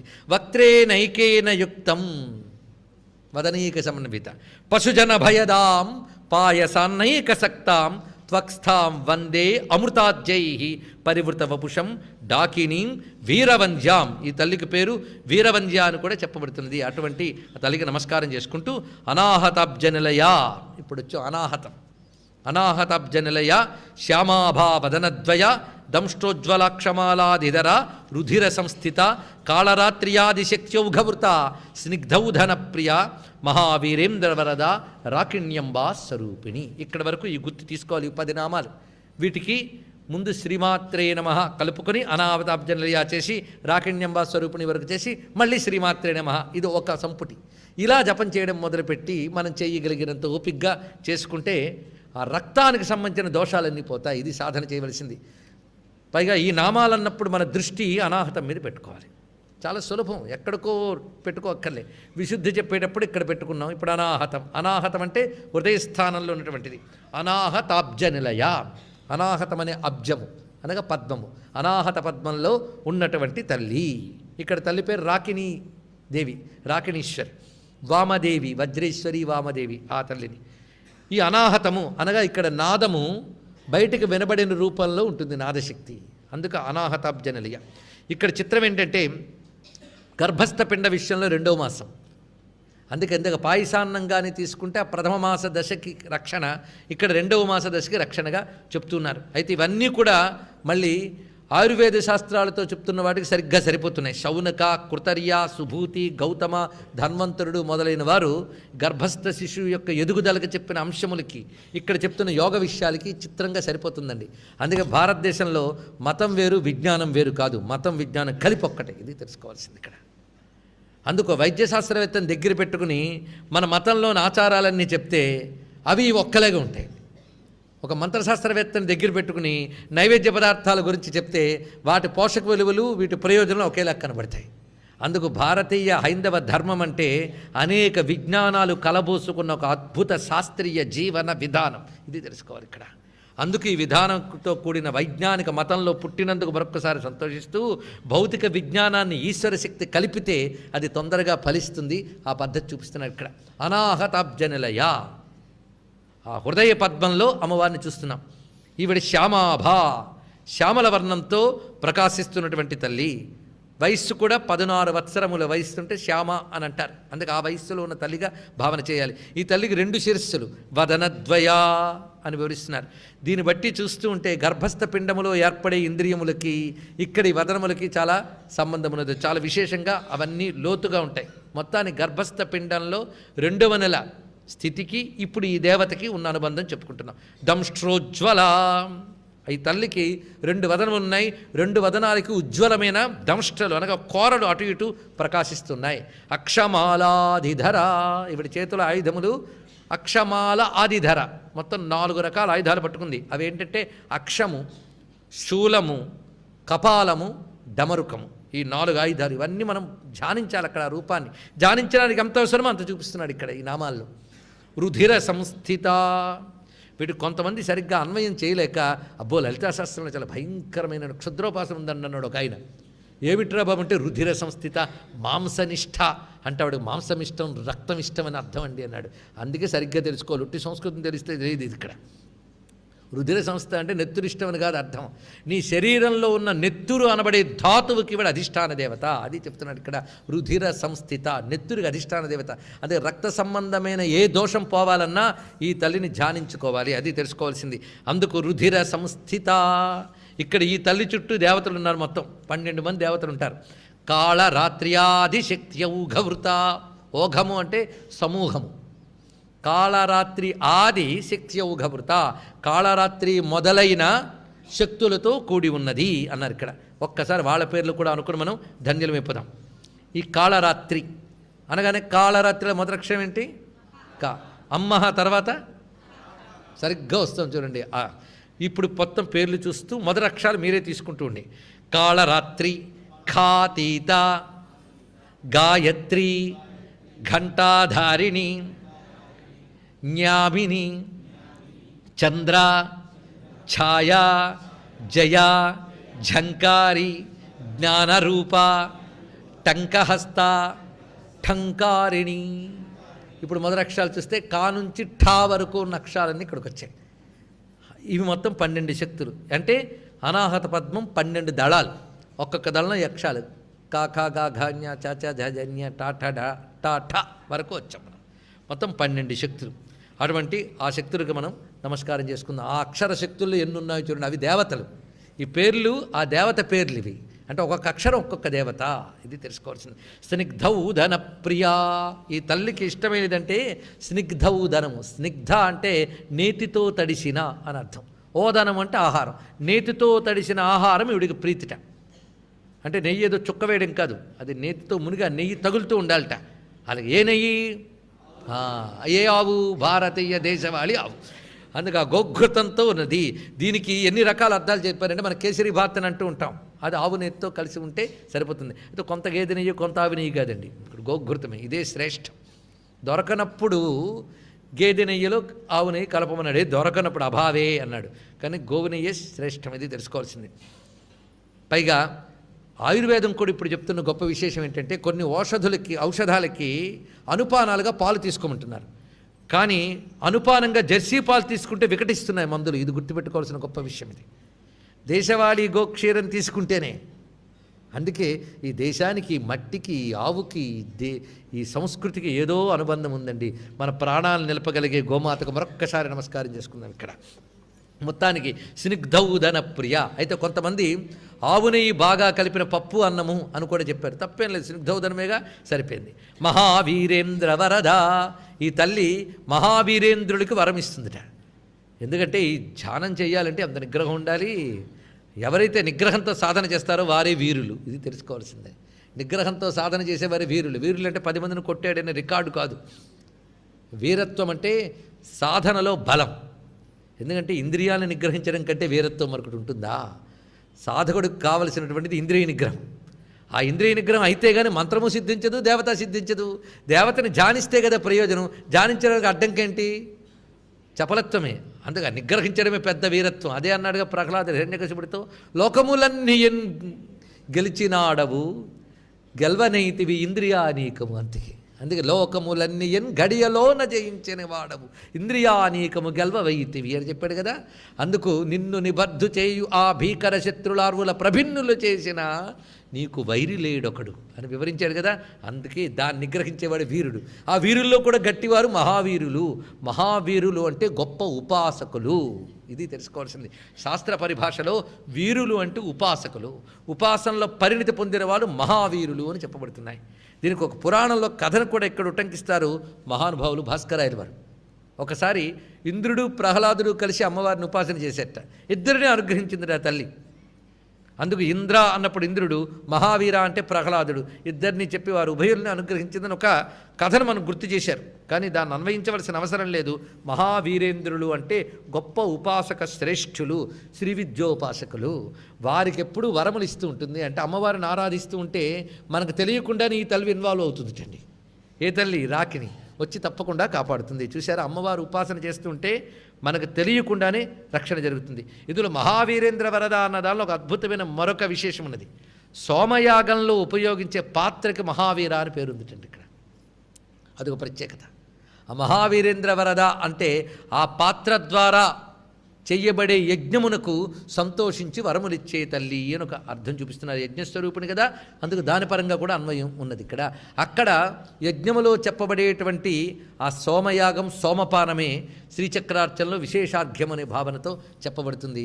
అదే అంతర్యాగంలో సుషుమ్నాలో చెప్పబడుతున్నటువంటి అమృతముగా ప్రస్తావన చేయబడుతున్నది. ఇవన్నిటికీ అన్వయం. మొత్తానికి మహావీరేంద్ర వరద రాకిణ్యంబా స్వరూపిణి. తల్లి పేరు రాకిణి. రాకిణి అంబ అంటే రాకిణీ తల్లి.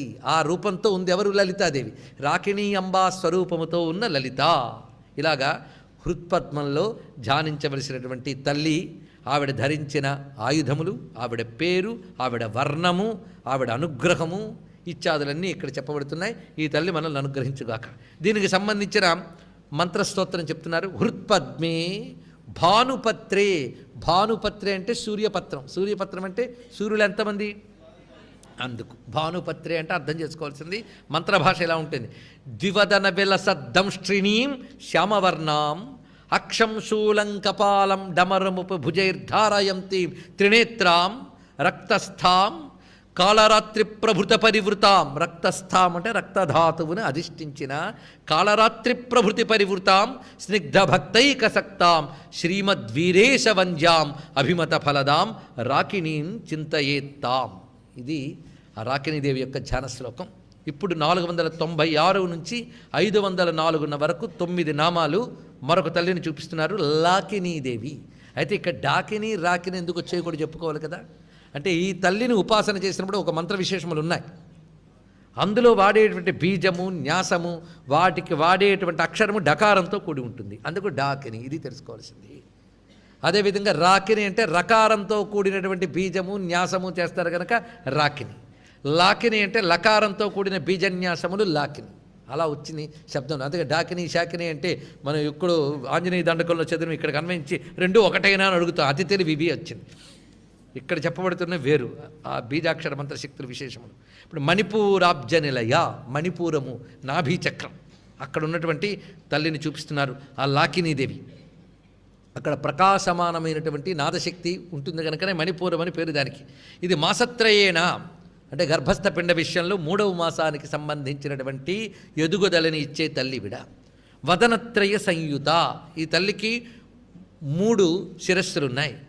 ఈవిడెవరంటే వయోవస్థ వివర్జిత అయినటువంటి దేవిని తీసుకోవాలి. ఇక్కడ వజ్రాది కాయధోపేత. ఇక్కడ వదనత్రయ, వదనైక, వదనద్వయ అనడంలో విశేషం ఏంటంటే ఆ గర్భస్థ శిశువుకు కూడా ఒక అవయవం పెరుగుతుంటుందట, ఒక ద్వారం. ఆ ద్వారానికి ఇక్కడ వదన సంఖ్య పెట్టి ఇది పెంచుకుంటూ పెడుతున్నారు చూడండి. ఇక్కడ అవన్నిటికీ అటువంటి అనుబంధం ఉన్నది. ఇక వజ్రాది కాయుధోపేత. వజ్రము మొదలైన ఆయుధములు ధరించింది. అంటే మొత్తం 4 ఆయుధాలు తిప్పుకోవాలి. వజ్రము, శక్తి, దండము, అభయముద్ర. ఈ 4 చేతులతో 4 ధరించి ఉన్న తల్లి గనక వజ్రాది కాయుధోపేత. డామరియాది విరావృత. ఈ తల్లి చుట్టూ డామరి మొదలైన దేవతలు ఉన్నట్ట. ఆ డామరి మొదలైన దేవతలు మొత్తం 10 మంది. ఎందుకంటే ఇక్కడ 10 దళాల చక్రం అది. అందుకు 10 మంది, ఒక్కొక్క దళానికి ఒక్కొక్కరు చొప్పున ప్రకాశిస్తూ ఉన్నటువంటి వారు. డామరి, ఢంకారిణి, నామిరి, తామసి, స్థాన్వి, దాక్షాయిని, ధాత్రి, నంద, పార్వతి, ఫట్కారి. అంటే డకారం నుంచి ఫకారం వరకు చెప్పబడ్డటువంటి అక్షర శక్తులు 10 మంది దేవతలు, వీళ్ళ ఆవరణ దేవతలు ఈ తల్లికి, లాకినీదేవికి. ఈవిడ రంగు కూడా రక్తవర్ణ, ఎర్రని రంగుతో ఉన్నది. మాంస నిష్ఠ, ఈవిడ మన శరీరంలో మాంసధాతువుని చూస్తుంది. అందుకే మాంసం బలం మన శరీరానికి కావాలి అంటే ఈ తల్లి అనుగ్రహం. ఈ తల్లికి ఇష్టం ఏంటంటే గుడాన్న ప్రీత మానస, గుడాన్నం చాలా ప్రీతి. గుడము అంటే బెల్లం. దీన్ని ఎలా చేయాలో చెప్తున్నారు. తండులేషు చతుర్భాగం గుడం నిక్షిప్య సాధక ద్విభాగం విన్యసేద్దుగ్ధం తస్యార్థం ప్రక్షిపేత్ ఘృతం నారికేళంచ కదలీఫలం ఏలాం వినిక్షిపేత్ కృత్వా గుడాన్నమేవంతు శంభవే వినివేదయేత్ అన్నాడు. ఇక్కడ శివుడికి నివేదన చేసేది బియ్యంలో బెల్లము, అలాగే ఆవు పాలు, ఇక ఆవు నెయ్యి, కొబ్బరి ముక్కలు, కోరు ఏదైనా అదొకటి, కదలీ ఫలము, వీటితో కలిపి తయారు చేయాలి. ఇది వీటిని ఆ పార్వతీ పరమేశ్వరులకు లేదా శివునికి కానీ శక్తికి కానీ నివేదన చేయాలి. ఇది గర్భస్థ పిండ విషయంలో ఆ తల్లి ఆహారం తీసుకుంటే త్రిమాస స్థితిలో ఆ లోపల శిశువుకు ఉన్నతమైన ఎదుగుదల ఉంటుంది. అది చూపిస్తున్నాడు. సమస్త భక్త సుఖదా, ఈవిడ అన్ని రకాల భక్తులకి సుఖమిస్తుంది. సమస్త భక్త సుఖద, దీని 2 అర్థాలు చెప్పుకోవచ్చు. భక్తులకు అన్ని సుఖాలు ఇస్తుందని, అన్ని రకాల భక్తులకి సుఖమిస్తుందని. అన్ని రకాల భక్తులు ఉంటారా? ఉంటారండి బాబు. ఆర్తో జిజ్ఞాసురు అర్థార్థి అని చెప్పినట్లుగా ఒక్కొక్క స్థాయికి చెందిన ఒక్కొక్క రకాల భక్తులు ఉంటూ ఉంటారు. నిజమేంటంటే మనకేది లోపమో మనకు తెలియదు. ప్రతిదీ డాక్టర్ రిపోర్ట్ తెచ్చుకున్న నామాలు చదువుతూ ఉంటామంటే కుదరదు. ఇక్కడ ఆ తల్లికి తెలిసి అంతే.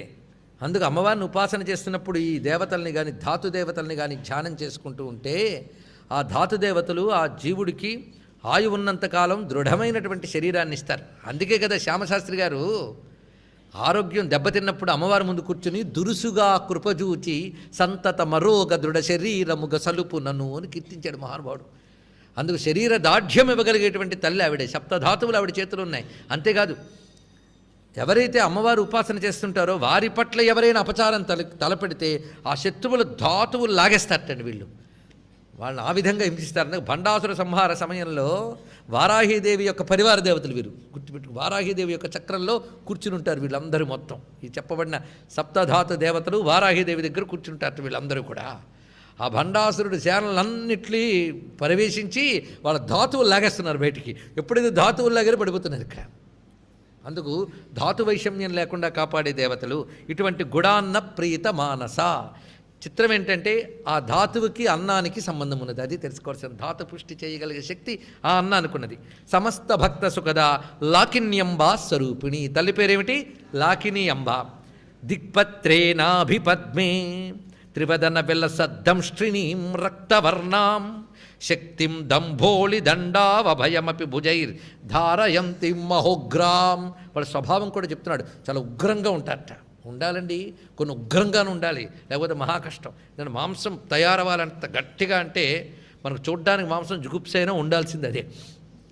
మరి అది ఉండాలి అన్నప్పుడు ఆ తల్లి కూడా అలాగే ఉండాలి. ఆ రూపం ఇక్కడ డామర్యాజ్యై పరీతాం పశుజన భయదాం మాంసధత్వేక నిష్ఠాం గౌడాన్నాసక్త చిత్తాం సకల సుఖకరీం లాకినీం భావయామి. ఇది ఆ మంత్రశాస్త్రం చెప్పిన మాటలు. ఇక్కడ ఈ శ్లోకములు చాలా దివ్యమైనవి. అయితే ఆ శ్లోకంలో ఏవి అద్భుత శబ్దములో అవి అలా తీసుకొచ్చి ఇక్కడ పెట్టారండి. ఇందులో అక్కడ సకల సుఖకరీం అంటే సమస్త భక్త సుఖదా అని చూపించారు. అందుకు ఆ శ్లోక సారమంతా ఇందులో గోచరించింది.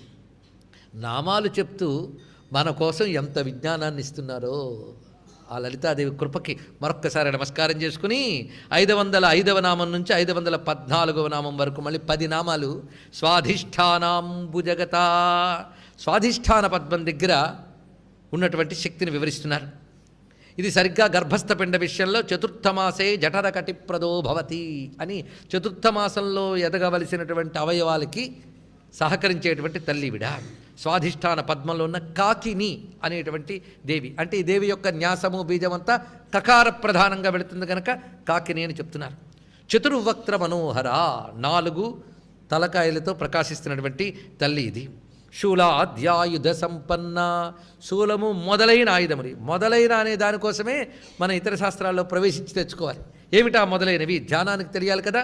శూలము, పాశము, కపాలము, అభయము, ఈ 4 పట్టుకుని ఉంటుంది ఈ తల్లి. పీతవర్ణ, ఈ తల్లి యొక్క రంగు పీతవర్ణం. పీతాభాస్వత్యనూపమని చెప్పినట్లుగా పసుపు రంగు. బంగారు వన్నెతో ప్రకాశిస్తూ ఉంటుంది ఈ తల్లి సిద్ధేశ్వరి. ఆ నామాల వరుసలకు అక్కడవి దీనికి అనుబంధం అని చెప్పుకున్నాం కదా, అందుకే సిద్ధేశ్వరీదేవి. అతి గర్విత అన్నాడు ఇక్కడ. గర్వం ఎప్పుడు వస్తుందంటే సంపద మొదలైన సమృద్ధిగా ఉన్నప్పుడు ఆ నిండైన భావం చూపిస్తూ నాకేమని ఉంటుందిట.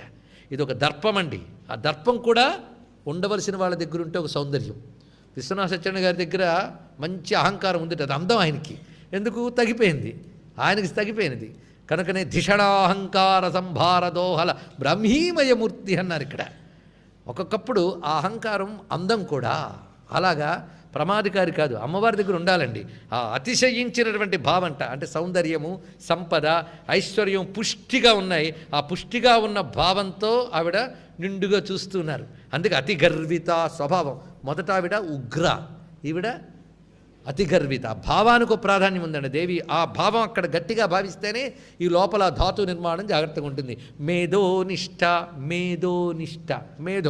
కాదు ఇక్కడ పదం ఏం వాడుతున్నాం చూడండి. మేధోనిష్ట,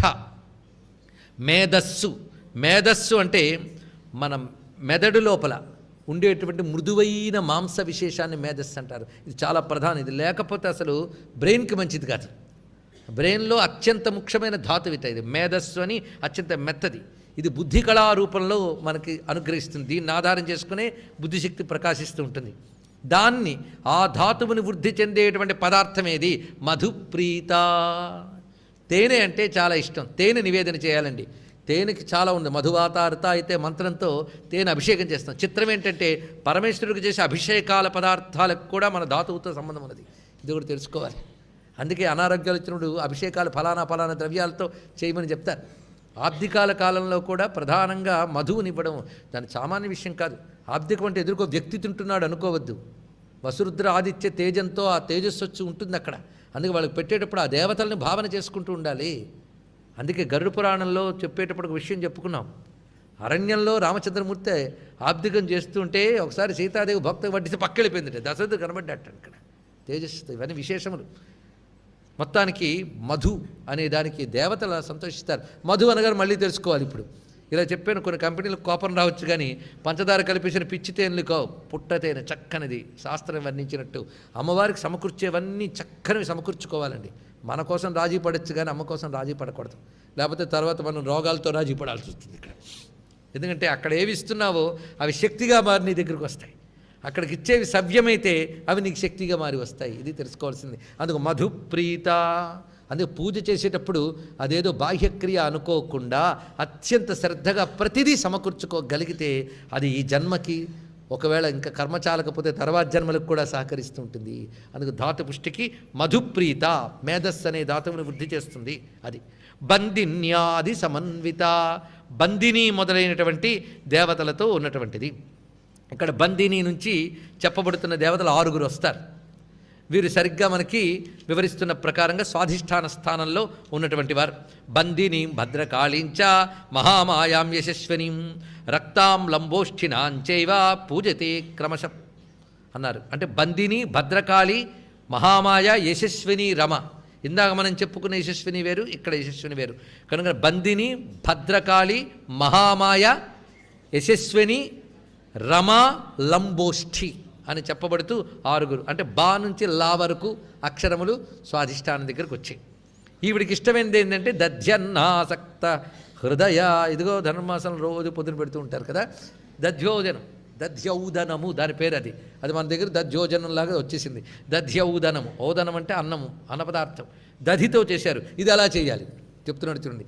దధ్నాచాన్విత శుద్ధాన్నం లవణేన సమన్వితం ఆర్ద్రమరీచి సంయుక్తం ధానకపత్ర సంయుతం తథా నాగరఖండాక్షం దధ్యన్నం చేత్ ప్రకీర్తితం. దధ్యన్నం ఎలా ఉండాలో చూపిస్తున్నాడు ఇక్కడ. శుద్ధమైన అన్నంలో లవణము కలిపి, సైంధవ లవణమే అప్పట్లో లెక్కలో చెప్పేవారు, లేదా సముద్ర లవణం. ఈ రెండే ఇప్పుడు మళ్ళీ వస్తున్నారు వెనక్కి. ఆ రెండే ఆరోగ్యానికి మంచిది, లేకపోతే ప్రమాదాలు అని. మొత్తానికి మరీచి అంటే మిరియాలు. ధానక సంగీతం అంటే కొత్తిమీరాకులు, ధానక సంగీతం. నాగరఖండం అంటే అల్లం ముక్కలు. ఇవి కలిపి తయారు చేయవలసినటువంటిది దధ్యోజనము. ఇది పెట్టాలి. ఇది గర్భస్థ శిశువుకి 4వ మాసంలో ఎదగవలసిన అవయవాలకు పనికొస్తాయి.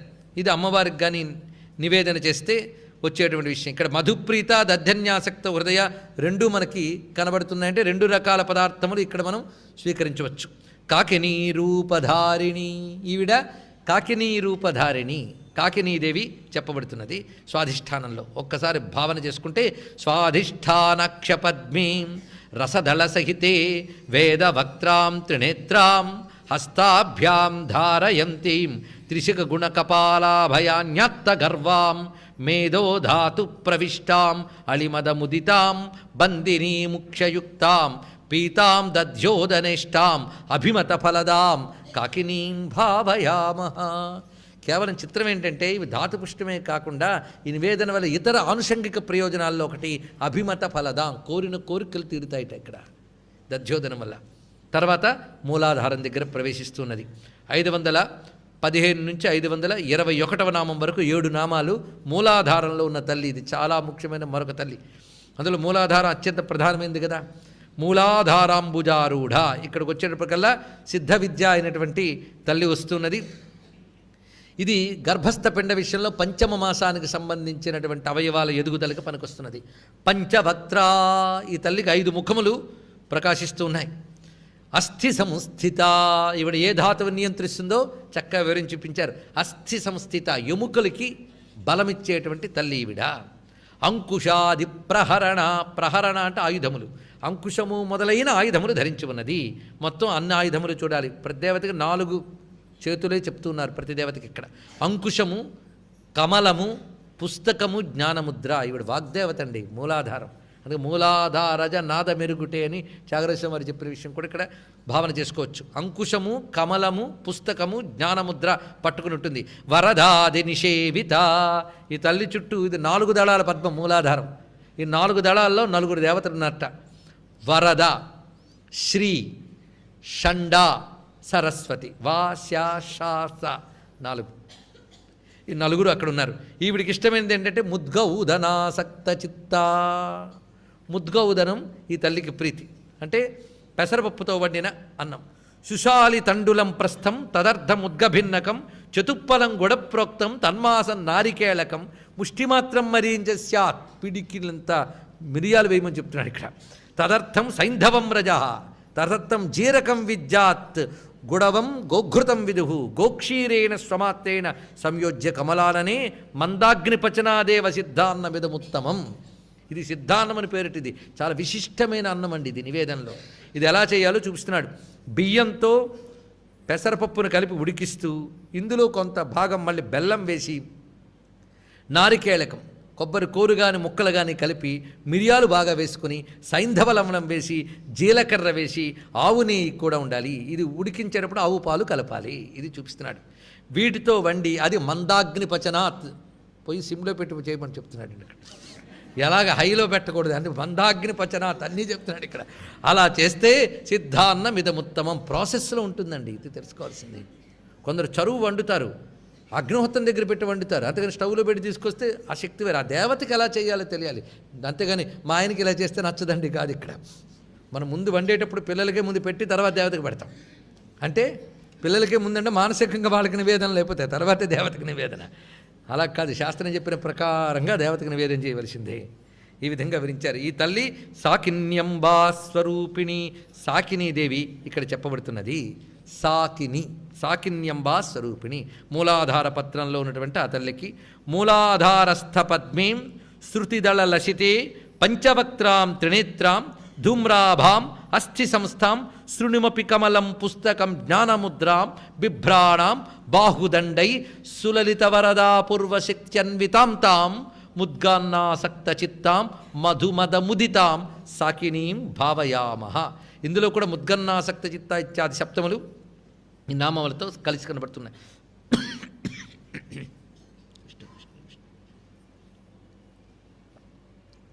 ఇదం విష్ణుర్విచక్రమే త్రేధా నిదతే పదం. ఆజ్ఞాచక్రాబ్జనిలయ, ఆజ్ఞాచక్రంలో ఉన్నటువంటి తల్లి గురించి వివరిస్తున్నారు. ఇక్కడ నుంచి నామములు మళ్ళీ రేపటి రోజున మనం తెలుసుకుందాం. ఈ 50 దేవతల క్షేత్ర విశేషాలు కూడా రేపు మనం చెప్పుకోవడం జరుగుతుంది. సర్వం శ్రీ లలితాచరణ అరవిందార్పణమస్తు. స్వస్తి.